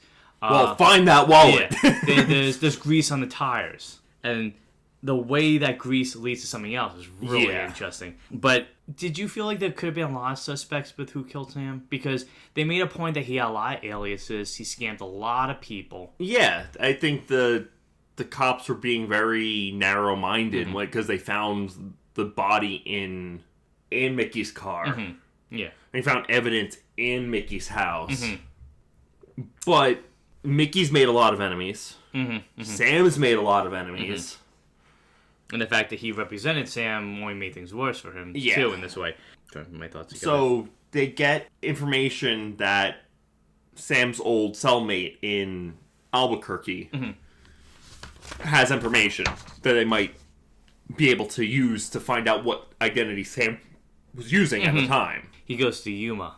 Yeah. And I put down, I was like, is it the 310 to Yuma flight? Because at this point, Mickey is... Out on bail. He's out on bail. He has an ankle monitor. And what I thought was crazy, too, was they're like, oh, you have to pay for this, too. And even as he's like, are you serious? Like, you're making him wear this, and he has to pay you for it? And there's all this about charging, the battery and everything. But yeah, one of the biggest leads they had was, like you said, the prisoner in Arizona, who would only talk to Mickey. Yeah. And Mickey ends up making this guy a client of his, so this way the stuff could be privileged information. But that leads to such a tense finale. Yeah. So basically, like... Well, a tense episode, because he gets the clearance to go out of state for one day. To get the information and get back by 4 midnight. But basically, you find out that Sam was writing to this guy under a pseudonym. Yes. Because Sam had been using the name Kirk Lennon and sending it to his uncle, which was this guy in prison. And that's like the best lead they had. Yes. And it does end up paying off. Also, it ends up backfiring a lot for Mickey, in a way. Yeah, because he doesn't release that information to the prosecution. Yeah, which he should have. It throws out everything. But it didn't make it better that he tells the landlord, oh, there's nothing of use there, so... throw it all away. Yeah. Which he's... And I'm sure Cisco in his head was like, is this the right thing to say? Because Cisco seemed like he wasn't on board with that. But Mickey was just kind of like, anything I can do to kind of help my case. But again, another moment of him possibly really kind of crossing the line. I think in this case... is there an ambiguity to that, or did you feel he did really cross the line? I think there was... It's tough. I mean, he definitely stretched legal ethics. And that's the thing I like is about the show is that like it leaves. I mean, he didn't tell her to throw away the stuff. He said that there's nothing that of value that she could get from an estate sale. But it's implying that nothing in here is worth anything, no matter if it's legal value or financial value. Right. So she's making the point that it's basically just saying it's all garbage in his apartment, toss in the dumpster. Yeah. So like you said, this is the bad part. But at the same time, like, this is probably one of the most tense moments of the show. His battery's running low, and they have only a certain amount of time to get back to L.A. And so he has to spend a couple of hours charging the battery, which makes him miss the flight. Yeah, and go in Cisco's cheap rental car that can't go too fast. And I knew they were going to have to get out of the car at some point to get the line. And he gives a thumbs up to Lorna or Maggie that he made it back. And I like that as a opposite of earlier on where he was trying to make dinner plans with Andy and he tells Lorna, I just gave her a thumbs up. She goes, that's such a passive-aggressive answer. But in this case, it's the best use of a thumbs up since Siskel and Ebert. But yeah, that was tense. And I joked that Tio, the security guard at the prison, he's the hero of season 4 because he's the one that got him to go to his cousin's house so they could recharge so he could get back. If Tio wasn't there, it might have gone wrong. I put in my notes, prove me wrong, Matt. I also like that when we went to his cousin's house, they're like, oh, you a Hell's Angel to Cisco? No, Marode saying. Yeah. But it's a funny moment where they're like very anxious. They're like just waiting at the time so everything goes on. But like that, I did not know for a fact they would get back. I mean, this show feels like one of the shows where they'll manage to make it, but there was that sense of doubt too. Yeah, there was a lot of tense moments where it was like, how are they going to get out of this? There's traffic. Go over this section. Oh no, we don't have time. I'll run. We're very close. And then Lorna's following them too on the phone the whole time. What are they doing? Yeah. But yeah, so we jumped ahead a little bit, but also we forgot to mention that at this point in the show, Cisco trades in his motorcycle for a beat-up pickup truck because he needs something more inconspicuous. But in my head I saw it. I'm like, oh, so is he like? He's a gardener. He's a side job as a gardener. I can't talk Mick right now. I'm planting the flowers. But okay, something interesting about this case that I'll say more about is that you keep seeing more cameras and reporters in the courtroom. Yeah. And it makes sense that this would be a high-profile case. Again, kind of make it come full circle with the first season, where that was a high-profile case. The difference is, Mickey is a celebrity at this point. Like, you mentioned the Lincoln Lawyer, you know who he is. He has fame with his name. Yeah. So, which is why people were going to his law firm. We want the Lincoln Lawyer. Yeah, but just the fact that, this case was just as big as it was. Yeah. Like, if he wasn't, the Lincoln Lawyer would have been as many cameras in there. Yeah. I don't think so.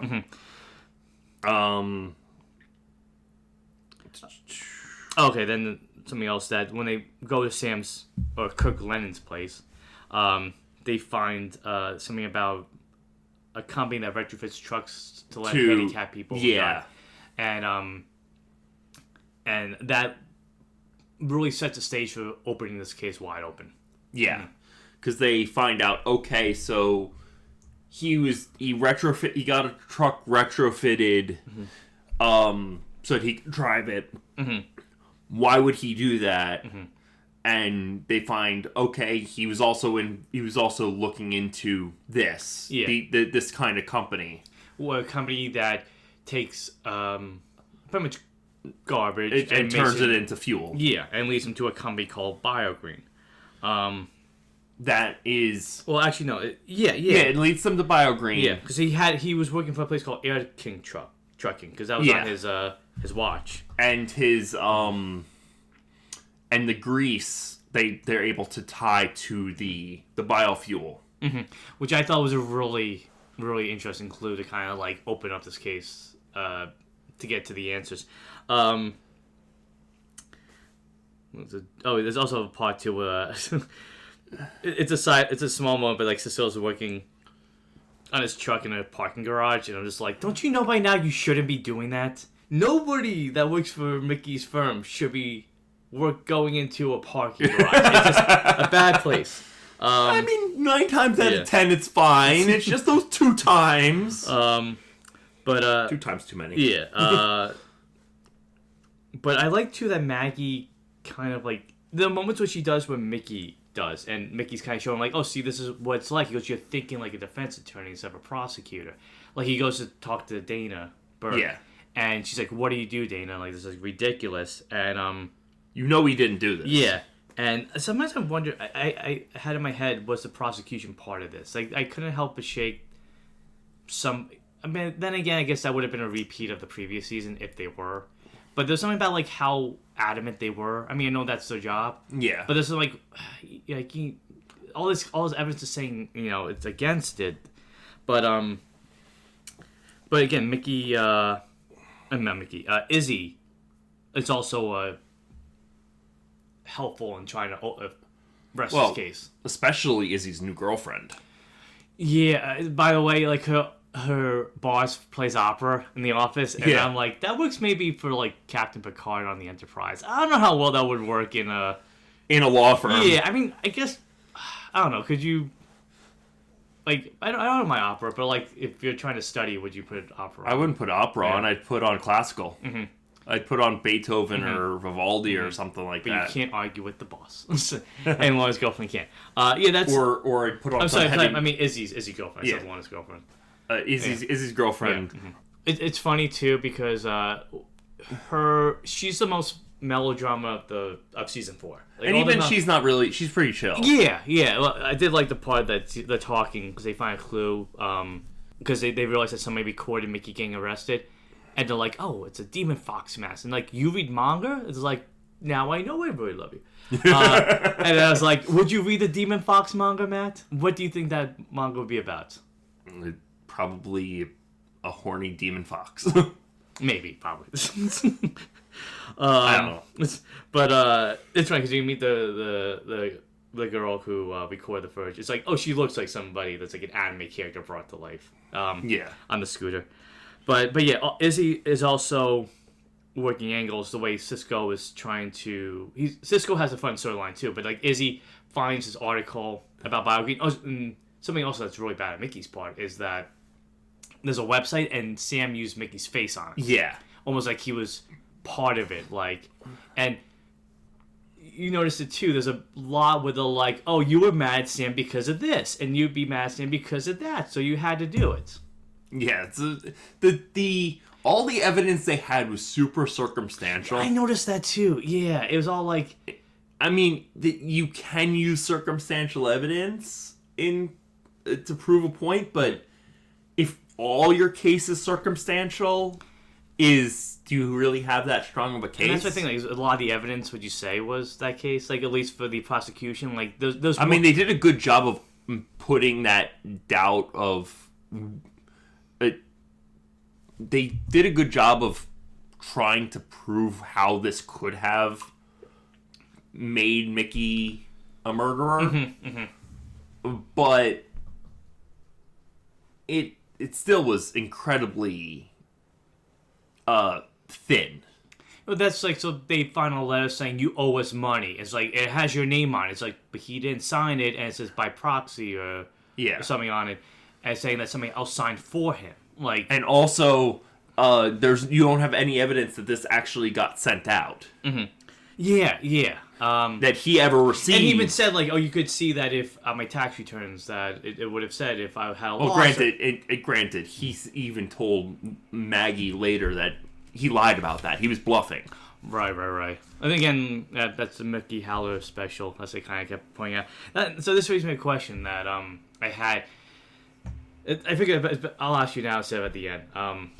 Unless you want to ask you. It's not a topic question, but it's like a question about the case. Like, do you want to ask it now? Or sure, why not? So, a lot of the evidence, like we said, is like circumstantial. Like, it works in the favor because it fits the narrative, even though it's not a lot to go on. But if we follow Mickey, so we know Mickey's innocent. We've seen where he was. Yeah. We know he didn't do this. If you watch this season and you didn't watch the other seasons, and it was from the prosecution's point of view, and all you had was everything he was saying about Mickey, would you believe the case as much? I think they'd have a stronger case. Mm-hmm. The prosecution, if you didn't know ahead of time. Mm-hmm. Like, if you just had everything that was presented in front of you in this season, that they were showing, and that the defense was getting. Because I had my question, like, I was thinking about this, like, we know he's innocent because we know the character, but if we didn't know the character, would we? It's kind of could go either way, I guess. Like, even Mickey was like, they're killing us in court. the jury's buying into their story. Mm-hmm. And it doesn't help that, like, every turn that they find something, mm-hmm. something sets them back. Yeah. So it's almost like the way Dana's saying, like, oh, he owed money and this and that he was a scammer, he used his face. Like, part of you could feel like, well, maybe, yeah, you know? So it's an interesting, like, kind of devil's advocate situation where you have to look at I still don't get why Mickey didn't bring up that, yeah, I've had clients that couldn't pay before. I've hired them to work for me. Like to have Izzy show up, or even have Bomba show up. Yeah. I guess, you know, when your head's in that space, you're not really able to think in that way. It probably, I guess it was. I found ways to. Well, we did get that, but on the opposite end, because the intern Jessica shows up. Yeah.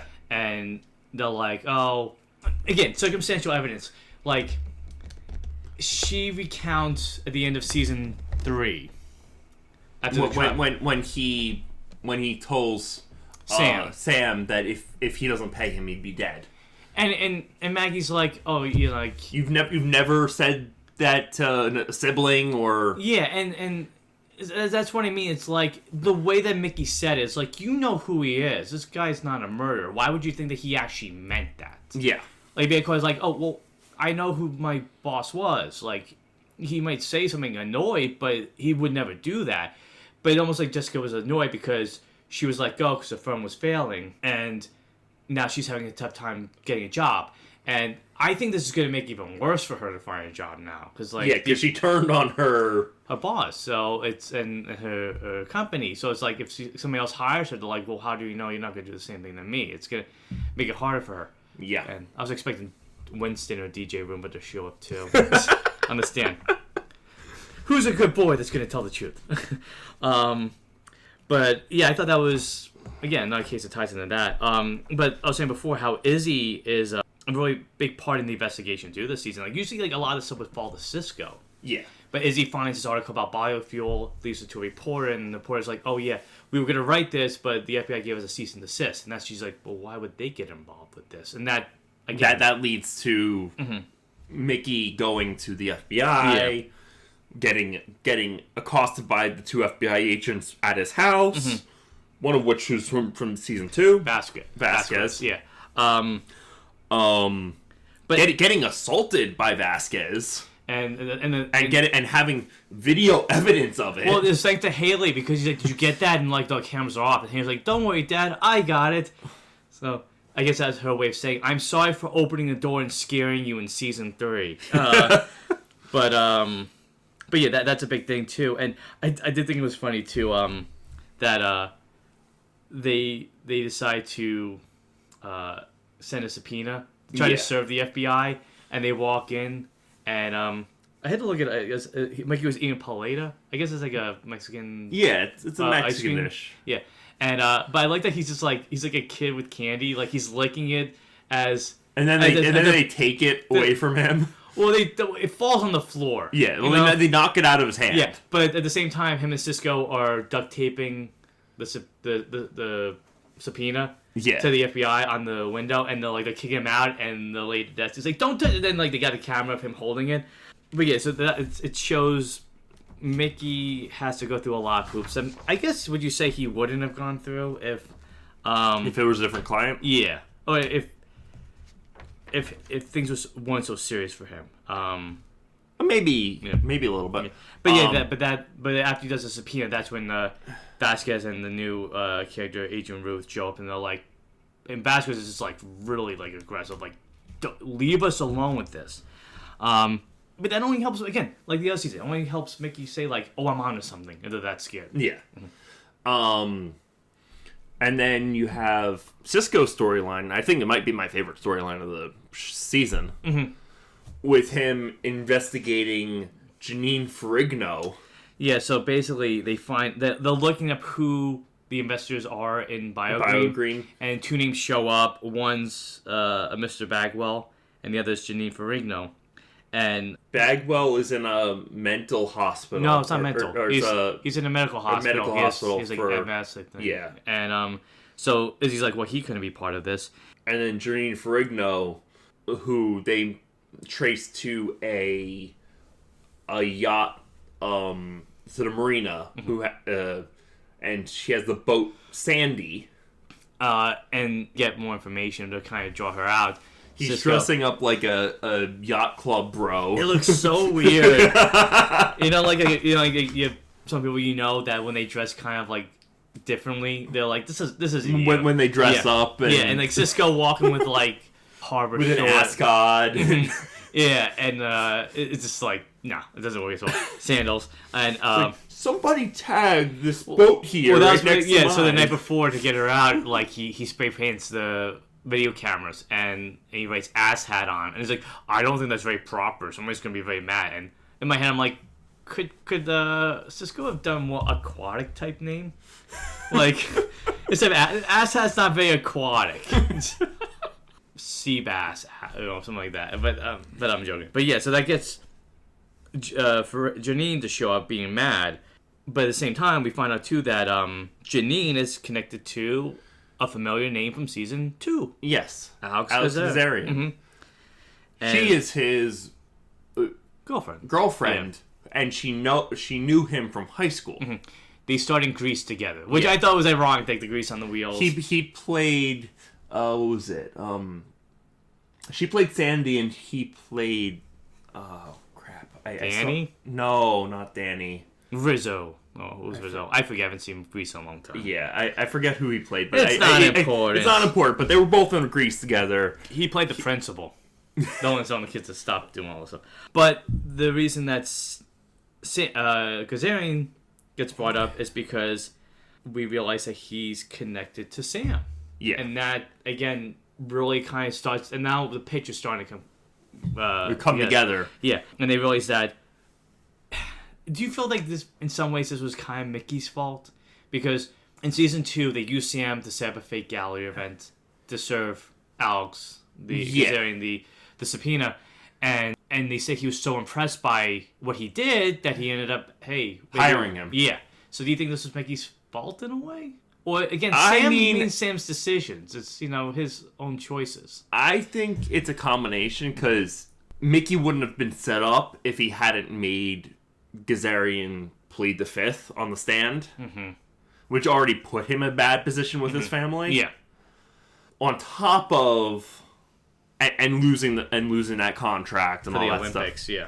And then you have the Sam Scales angle with Sam being hired because he was impressed. And Sam's a scammer, and... So you think Sam made his own choices? I think Sam made his own choices, but the reason Mickey was framed is because Kazarian was trying to kill two birds with one stone. It was a little jumping ahead, but yeah, that's basically it. But at the same time, we're starting to realize that Sam's connection to Kazarian, he was an informant. Was he an informant? Yes, he was an informant. Okay. I wasn't sure if it was like implied that he was, or that... No, they pretty much confirmed it that he was an informant for the FBI, but the reason he was killed was not because he was an informant. It was a red herring. It was because he was skimming off the top. Yeah, right. But it did kind of show like Sam would do what he could to get out of a bad situation, even when throwing somebody else under the bus. Yeah. But yeah. So again, Mickey is. His hands are tied a lot this season, really, because like he's in jail, so he can't do what he usually does. He can't investigate himself. He's kind of conflicted too because it's his own case. Yeah. What I was getting to was also like he needs to rely on other people to do more of his job for him. Also, when he's in prison, the law books he has are from the 90s. Yeah, because he sees Carter, right? Yeah, he's like, that's not going to help you. These books are way out of date. But I like that kind of leads to Lorna hiring him and Lorna really does have a really good. She reinforces her ability to practice law very well in this season. Like she finds herself on a tough case by herself. Yeah. Because Mickey's dealing with his own case with Carter, and she's like, this is saying this. This is saying this. It seems like tough to say, but she really does have a defense for a lot of this stuff. Like Carter's one of his workers is like, well, I saw him arguing. I heard him arguing, and then somebody came in. He shot the cameras. He shot his partner Gary, and he goes, "I'm sure it's him." It's like, well, how can you be sure? She goes, "Sometimes we think we know what it is because we expect it that way, so our brain puts it together that way." It's confirmation bias. Yeah, and that's the name of the episode too. Is it really? And I do like how the episode titles do tie into like what happens in the episode. But then they get the ballistics expert to show up too. She doesn't have Woody the dummy this time around. Yeah, no. But she has an animation showing that like what happened, because basically they're like, oh, his last words were he said Work a name. harder. Yeah, but they're like, but if this happened, would he be able to say anything? And she's like, no. And she finds out that the security guard that was on trial on the stand before, everything pointed to him. And the way she did, because she goes, oh, he was an NYPD cop. He moved to LA, and the gun he had was jammed. was an old NYPD gun that would have that has a known issue of jamming. So yeah, like I really did like that. Even despite all the pressure she was under, she still managed to show she is like a superstar, and that she really is a good protege of Mickey's. And the thing is, it wasn't even a case; it was a hearing to dismiss. It was like a grand jury hearing almost. Was it? Or something like that. Okay. It was in order to know if they had enough evidence to go to trial. And she's like, well, you'd better, when they win, she's like, you drop the charge on my client. Mm-hmm. You'd better put charges on the security guard. Right. And like she gets that victory of like kind of like this is almost like I get why Mickey does what he does now. And she's like, it's the worst client to have is an innocent person. Yeah, and she also gets help from legal too, because she asks him advice about this, and he does tell her what she needs to hear while they're having sandwiches. R.I.P. legal. Do you want to say about so basically after all that, legal's on the bus, and then they get a call, and they find out that legal died. He had a heart attack, which ruins Mickey a lot. I think, especially since he's given a choice to defer his speedy trial or go to trial, keep the time frame, but go to prison. Again. Mm-hmm. And he's like, I'm gonna keep that trial, even though I'm gonna miss Legal's funeral. It's not even that too. It's like later on we find out that like things would have worked out for him, but I don't think they would have worked out as well as they did the way they played out. But additionally, like I said before, it's like he has to rely on the people. So he has to rely on Cisco, he has to rely on Maggie, and Bomba. Like Bomba has to go into a police station, and that's what leads them to Sam as Kirk. And like how Bomba really has a good icebreaker. Goes, oh, you like Elton John? What's your favorite song? And it leads them to the evidence that Sam was working with the FBI. Yeah. But it's like, this is something Mickey's so used to doing on his own. Like, and it shows how important it is for him to have like a team of people around him. Yeah. Mm-hmm. And something else too that we skipped over was this detective that was investigating with the wallet and everything. They go to a storage unit and they're like, "Oh, we need to get this," and they're like, "Well, you can do this." And you can do this, but this stuff is privilege. Like this stuff, financial, taxes. Yeah, you can take that, but you can't take anything about the client. Yeah. And they also have the Lincoln in there. They call it, it's the last Lincoln. I'm like, that sounds like the name of what could be the final Lincoln lawyer book. The last Lincoln. Maybe. He's still writing. He's still writing to this day. No, I know. I'm saying, but then the time comes, the last Lincoln seems like it'd be an appropriate ending. But that also comes up too because Mickey makes a point to the detective that he's like, oh, well, you're saying I'm bad, but hey, I opened up the storage unit for you. I let you take this. I volunteered to help you. He goes, why would I be doing that if I had something to hide? Yeah. And it's funny because like the guy who played the detective that we're talking about, Drucker, like he looked familiar, but I looked it up and he's been on this and that, but nothing that I particularly remember. Something to do with Wanda being stressed out is she like goes into his office and she screams. And do you think she did it on one take? I think she took more than one take. Because she was like, I need to get this scream just right. Yeah. As things look like they're kind of working in Mickey's favor, they take a bad turn because then Bert goes, oh, we got new charges. Yeah. And this goes back to what we were talking before about the letter saying that Sam owed money, and they think, oh, he killed him for financial reasons. Yeah. Because up to then, it was just, they would charge him with murder, right? Yeah, just murder. And they're like, now we have murder for financial gain. And it's like, and then that's what causes him to be like, well, I can... They're like, well, we want no bail, but he's already out on bail, and he's using this time to get his defense, and they're able to argue it down to basically they're able to argue down her case, but they're like, well, we have a 50-50. Basically, we're gonna work with both sides. You can either give up your speedy trial or go back to prison and give up your speedy trial, stay free from prison, or go to prison and maintain your speedy trial. And he's like, I'm gonna maintain my speedy trial. Something that I don't know if I overlooked too is that, so they do get the cop. Is that later on when Colin shows up on the stand? Is it toward the end of the season? Colin shows up a few times. Yeah. So anyway, we'll bring that up too, because so they do get the Officer Collins, the ones who pulled Mickey over and arrested him on the stand, and one of the biggest first clues they get is that they're looking at the footage, and the prosecution keeps showing only part of it. Like when they go away and they find out that he had a phone that went and it get buzzed, and they're like, "Oh, who was he talking to? Was he?" And also that he put his car under drive before he even saw Mickey. Yeah. He goes, "Oh, I knew." He goes, "Why?" He goes, "Oh, I had instinct." Yeah, but at the same time, you're like, "Was it though?" Because you couldn't see anything. Like you were waiting for something. I mean, in the end, like, was he just waiting there? Because he was. Because we find out that they go on the stand, they bring him up again, and he finds and he claims the phone call was because of an affair he was having. Did you believe him? There's no evidence one way or the other. You have to take him at his word. Yeah. Because he even said, "I got rid of the burner phone." Yeah. So I do like how they brought that up and they create more doubt and questions with him on the stand too. But like I really thought that he was going to be part of this conspiracy a lot more. But yeah. So the other thing too is when Cisco follows Janine to the hotel and then find out Kazarian's staying. That was a really interesting moment because he knew.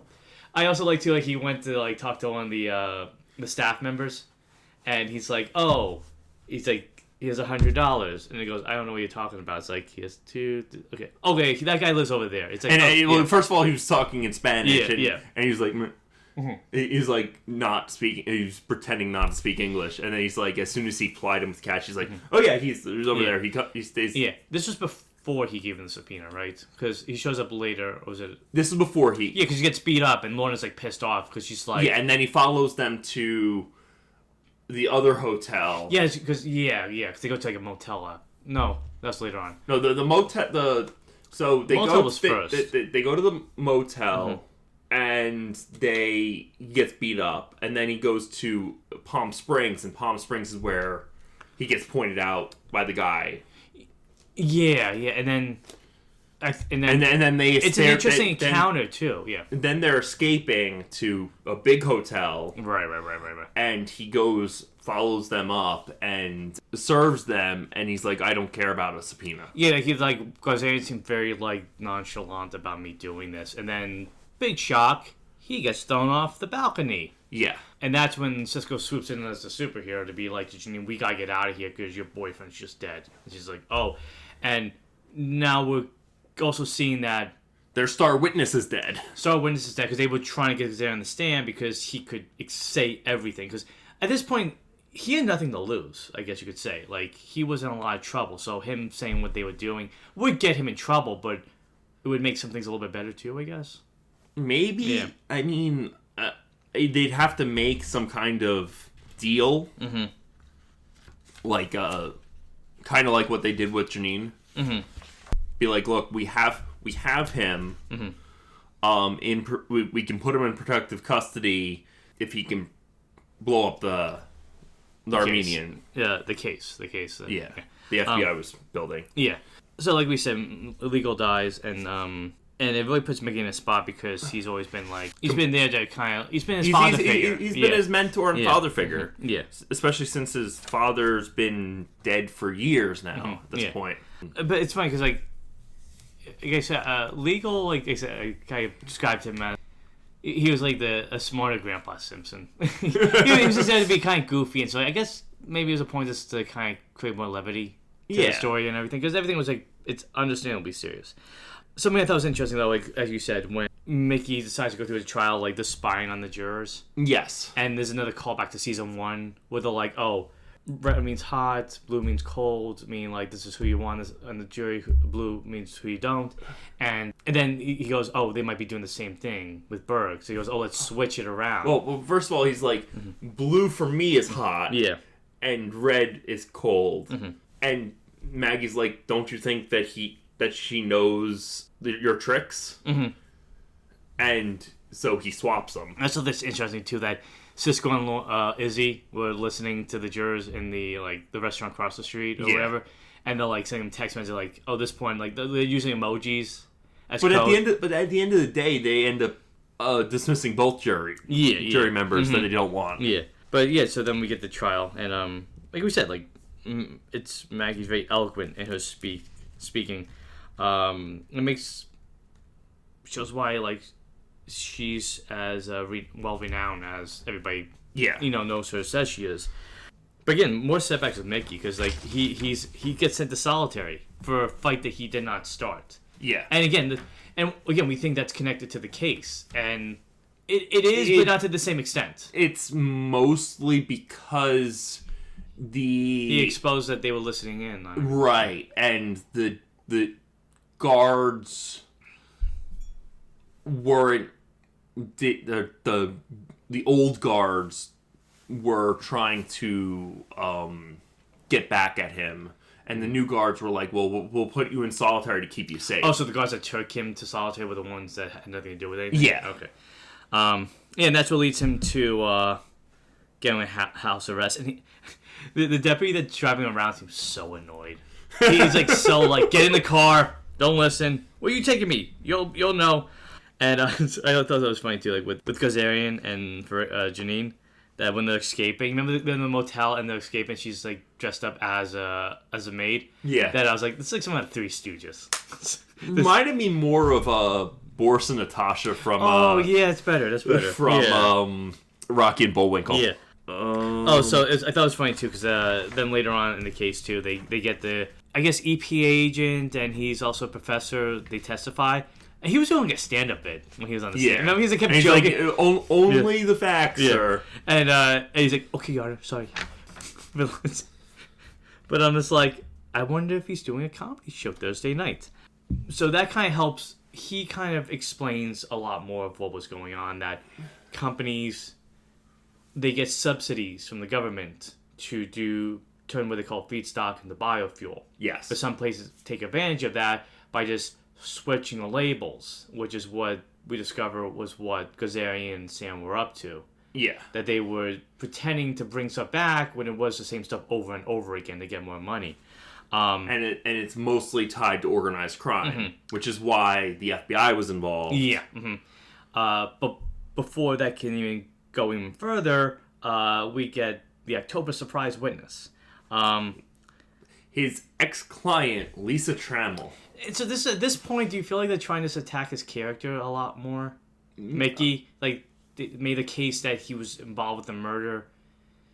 Is it enough? We have to say his character's bad? Yeah. But Lisa doesn't help at all. She not only makes it so much worse for herself than for Mickey. Yeah. Yeah. She just wanted her 15 minutes of fame. Do you think it was a 15 minutes of fame? Or I think that's partially it. I think it was also she just wanted to try and get back anything to get back at Mickey for her perceived notion of him giving her up to the cops. Well, she's like, oh, he got me off charges of this murder, but then he called him up because, the calling the cops because Lorna was just like, oh, this is his way of getting back at me. Yeah. But there's a part where they find out that she was writing letters to him, and Lorna's like, these are not safe for work, and I'm like, oh, like, what was written there? And I'm like, oh, no, they're just very aggressive. It's not like what I was expecting. Yeah. I was expecting like some like Some X-rated. smut. Yeah, exactly. Yeah, Lisa's like, and Berg, like, I asked her some questions, and like, it doesn't help the case. Like, Lisa was a nice, shocking surprise, but do you feel like she did anything in terms of like moving the story forward a little bit? I want to say it was all character assassination. He had a relationship with his client. Mm-hmm. That's not really ethical. Mm-hmm. He did this, which is also not really ethical.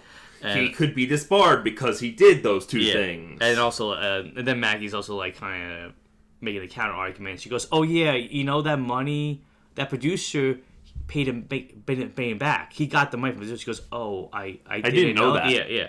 But yeah, it's it's almost like Mickey could have been like, you know, you didn't make me look worse. You made her look a lot worse. Because also like I guess she's untrustworthy too because like she did, you know, murder her husband too. Yeah. So it's like you chose the worst. You chose the worst witnesses to use. Yeah.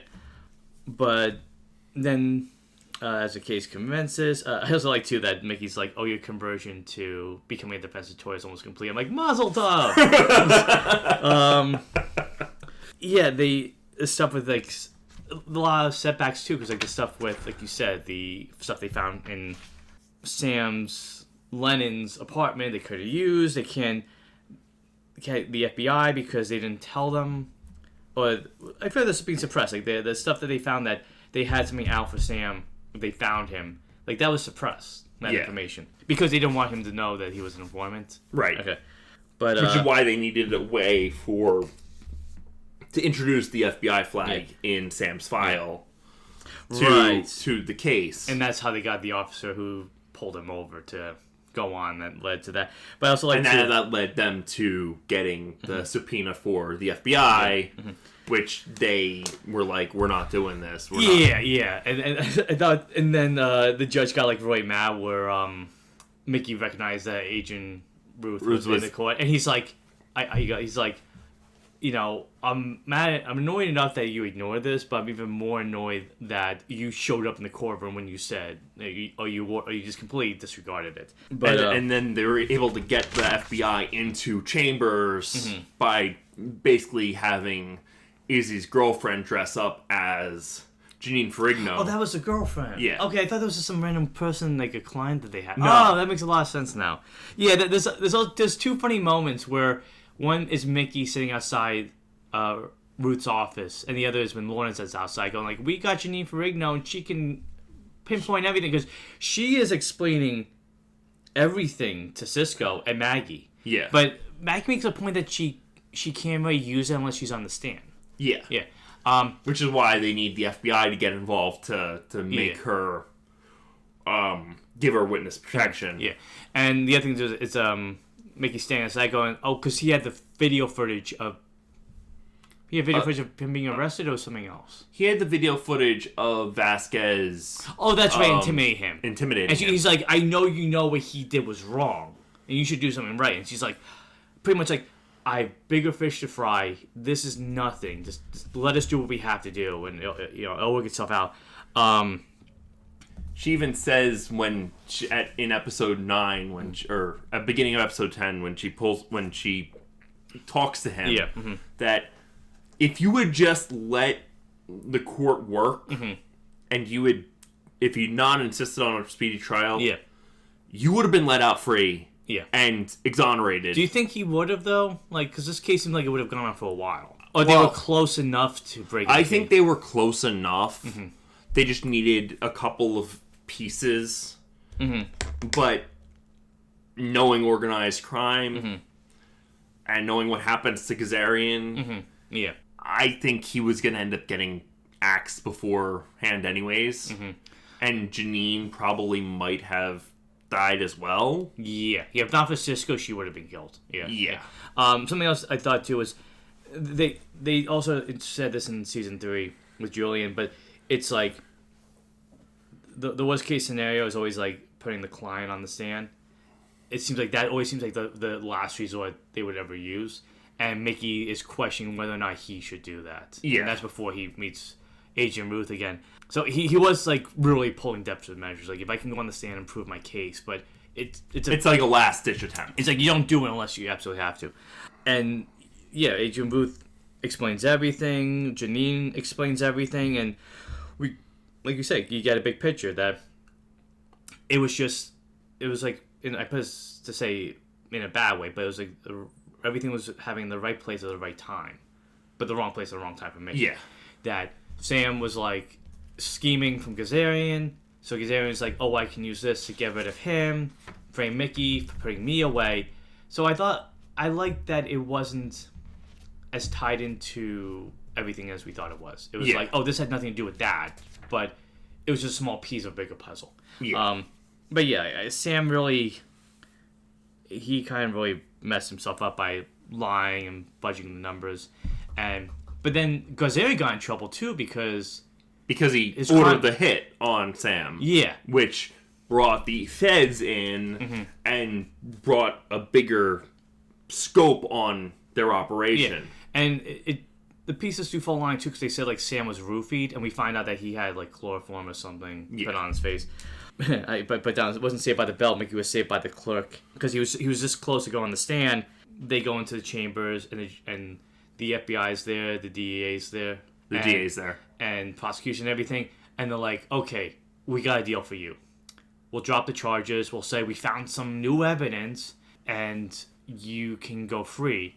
But Mickey's like, well, I can, but I'm always gonna have that stigma. People will not believe it unless they hear from somebody that can. That's been calling me a murderer for months on end. So he goes back to Dana Berg and says, I want her to give a press conference. Yeah. And I think the judge sums it up, because he says, just when you think you've seen it all. Because like that probably was a first for him or anybody. Yeah. And back he's like, that's a good deal, take it. He's like, I'll take it. And Mickey's free. And I did like that. There's a scene where he goes back into the courtroom as a free man, and I guess he has a much better perspective now of what he does. Because up to then, he was just a lawyer representing somebody, but now that his life was on the line and he was at somebody representing himself, I might mumble there. I think you're gonna see a much different Mickey lawyer going forward. Would you say so? Maybe. I know what the next season's book's based on. I haven't read it, but I read a little bit about what it's... Okay, save it for when we finish up. But yeah, he walks in the courtroom, and I don't know, to me it almost like had like a religious feel to it. It had the pews, it had the altar, and it's kind of like almost making you know, like, this is where I need to be. And almost you could say he had a it's his church, but he was almost like born again in a way. And hey, that ties into the title of the next. Oh, really? Oh, that was purely coincidental. But like you said, with Izzy's girlfriend being used to putting in place, we do get an Ocean's 11 style flashback, which I'm just gonna expect every season when like they do something and then you find out how it's like they get the cool. It's kind of cool how they do it. Yeah. I did like how Lauren, it's like the I think it's called Pasale or Poletta. She's like, this is the best. Yeah, Mickey's right. Yeah, this is the best Poletta in the city. And that's big. That's the biggest food motif this season. I don't know. I feel like Maggie might stay because they're leaving, but like I said, like Haley's like, I can tell that you still have feelings. This brought something back together, and it'd be interesting and also kind of maybe dramatic for the two of them to start working together in the law firm, because I feel like it'd be interesting to see them work together, but at the same time, I feel like that's what could break them apart again. I think she's gonna go back to being a prosecutor. Yeah. This was a case of just her needing to do what she needed to do for Mickey, because on his own, he wouldn't be able to do it. She needed somebody who not only knew how the prosecution thought, but also could be there as moral support, really lean on in a way nobody else could. And it gets wrapped up with Lorna having a big billboard, taking a picture of it, and I thought it was so funny. As she's taking a picture, there's a not finding there's a car accident, but that she runs to give somebody her. She's an ambulance chaser. Yeah, exactly. But she's a fashionable ambulance chaser. And Mickey's trying to get his life back together. He's driving his car, the convertible says not guilty on it, which means a lot more now than it did before. And I don't know, do you think he's going to sell the house? Do you think he's going to move? I don't know. Yeah. It's tough to say. They do kind of like skirt over the fact that, like, are you going to tell people what happened to Sam in the house? Like, we don't have to go into all the details about that. Yeah, the season concludes with him at the supermarket, and he sees this woman, just kind of, I kept thinking she was giving flirty eyes, kind of like looking at him.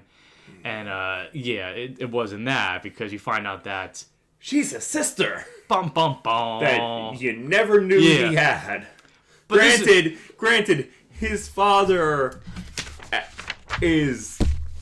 has had many relationships. And that's what I was thinking too. Like, they made the point that him and the mother were separated, and he probably did have other relationships, affairs, whatever. So it kind of fits in line with his dad, because I would say this season was the most like him being like his dad, because Lee always pointed out that your dad would always kind of like, I didn't always agree with everything he did. Yeah. He was smart, but he also kind of was overconfident about a lot of stuff. So I could see a case like that too.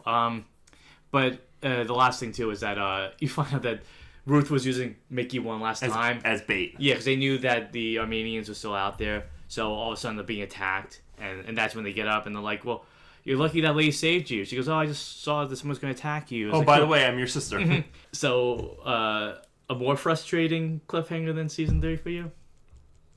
Not quite. I expected you to be like, really like, oh, like, what? Well, I was more like, okay, interesting. What does that mean? Yeah. That was where I was at. It was like, interesting, what does that mean? And so, having said that... Because in the books, he doesn't have a sister. Oh, new Instead, he has a brother. He has a half brother who's a cop, who they have not introduced in the show. So my thinking is maybe that's a way of working in a bit of that character. I was thinking that because the way she said, "Oh, I eyed that guy getting ready to attack you," that she has some sort of expertise in law enforcement training or something. Yeah. But you said Born Again was the title of the next book. No, the name of the next book is called Resurrection Walk. Oh, okay. And what's it about? He's working with the Innocence Project. Okay. That's all I really know. That's an interest. I'd like to see that as a season 5, absolutely. Especially because the name of the title of the last episode was... The Law of Innocence? Yes. Which is the name of the book that this season was based on. Yeah. So, to wrap up, Lincoln Lawyer is a captivating legal drama that definitely evolves with each season. It grows each season. And it's totally worth checking out. It is. It's my only thing is, I would say, is if you plan to watch it, take a break in between seasons. Watch one season, watch something else, go back. Because, like I said, by the time I watched 3 seasons in a row, I was getting familiar with how the story is told, even though it was changing up a little bit. And taking that break was really beneficial to enjoying it. Otherwise, I feel like my opinion of season 4 would have been affected by that. Yeah. But, yeah, good acting, exciting writing. And Neve Campbell is still awesome. Neve Campbell does a really good job, especially season 4. Like, she probably was my favorite role in that season. But, yeah, and the cast is really good. Everybody seems to really work together so well. There's a lot of chemistry. A lot of surprises. Something I forgot to mention too was that in season 4, there's a part where, it was season 4 or 3, but no, season 3. He has a client, and the client like beats him up, and he starts bleeding, and because his housewife was saying that this guy, I don't know if he trespassed or something, and you find out it's all part of the plan to show how I call him Slick Mick, because that's what he is. He's very slick with how he does, and Legal's like, oh, you use one of your dad's old tactics. You use the red flag tactic. Yeah. But, sorry to go back a little bit. Just wanted to mention that one. But yeah, so you were nice enough to rewatch the first 3 seasons with me.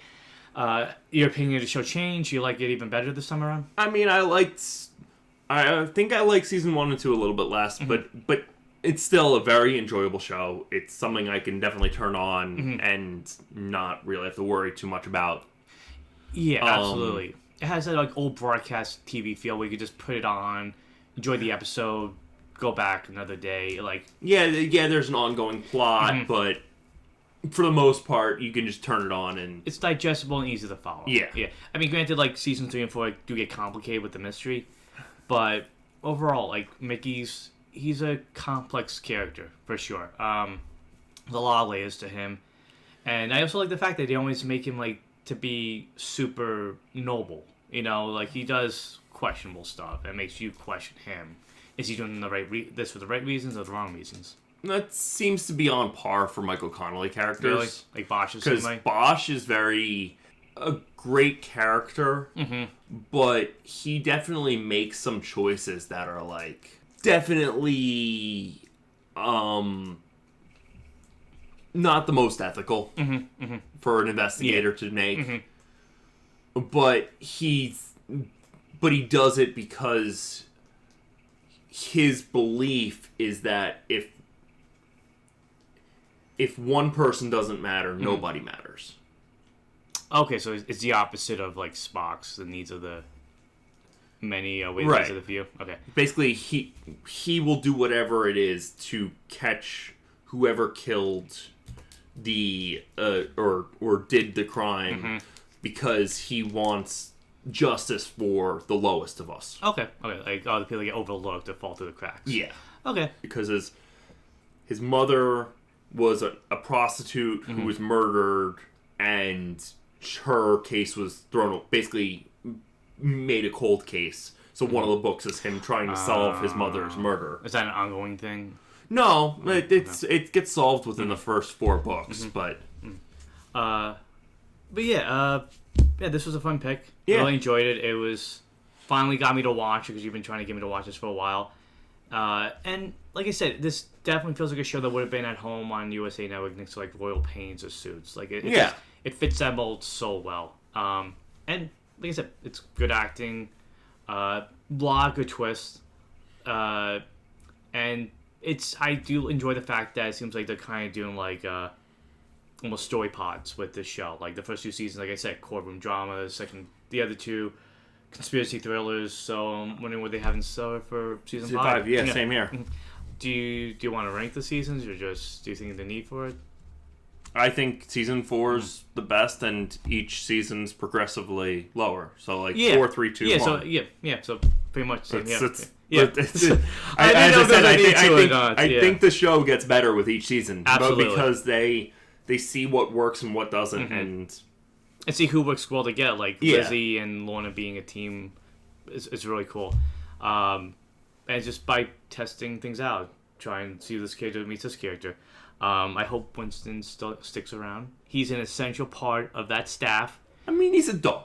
He's essential. He was the first intern that gets paid in doggy treats.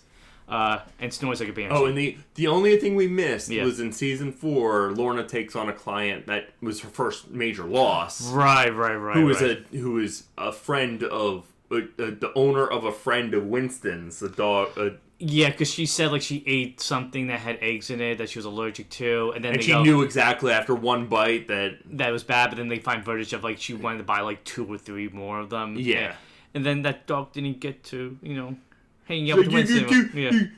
You can't break them up. I thought that one dog was like a beast. But actually, that would be the perfect dog for Cisco, honestly.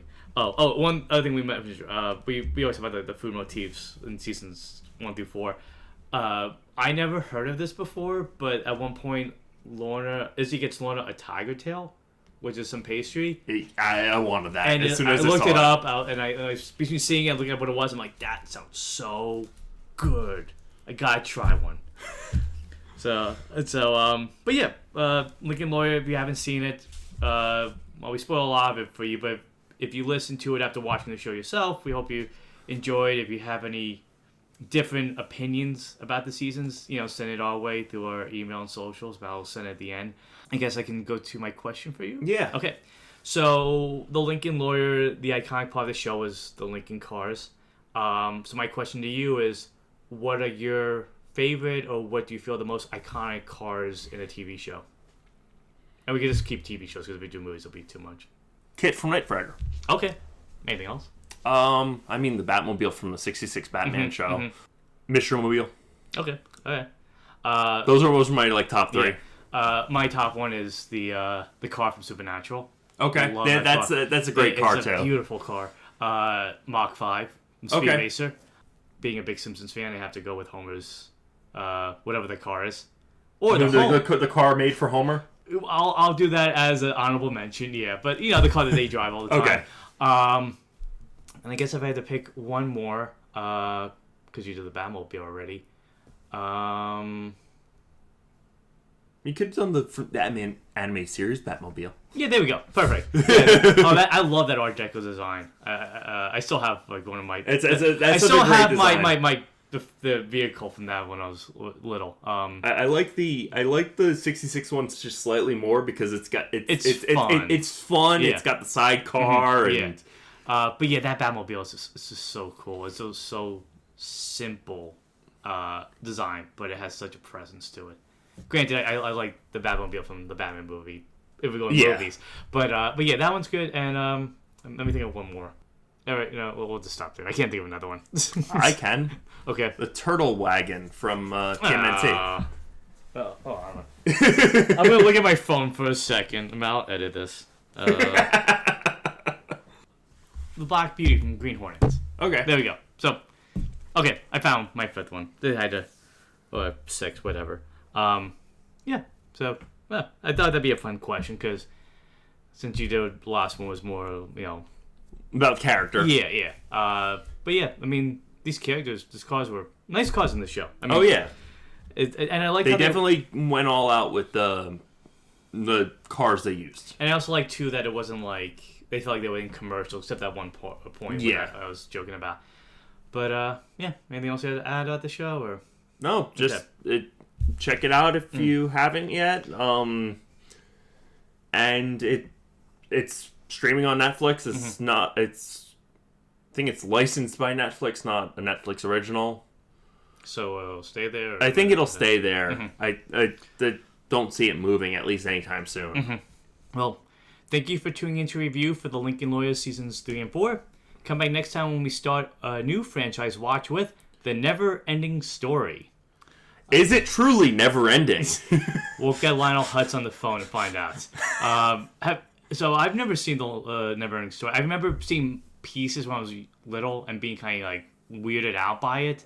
I just have images of the dog, the flying dog, and the rock monster and the princess, but I don't know much else about it. Yeah, it's been so long since I've seen, I think, all three movies. You saw all three? I think so. Do you remember them being all good? I don't remember. Okay. It feels that way. It feels like there's like a franchise that like you maybe remember the first one and the other ones are It's not even that. It was so long ago. I remember when we watched it, we were in Maine at my cousin's Maine house. I believe they had it on Maine, like M-A-I-N or M-A-I-N-E? M-A-I-N-E. Okay. Yeah, Maine house. They, believe they had it on VHS. So that just tells you how long ago it was. Well, we'll try to keep that in line. We'll find a VHS copy to watch. And they had the trilogy in a big book. Oh wow! That's a cool idea actually. I like that. All right, well, should be exciting because it's going to be brand new for me, and I guess it's also really the first fantasy franchise. First real fantasy, not urban fantasy. Yeah. Should be interesting. Yeah. Well, until franchise fatigue sets in, I'm Matt Fisher. I'm Matt Sparrow. For the Franchise Connection. Bye. Bye.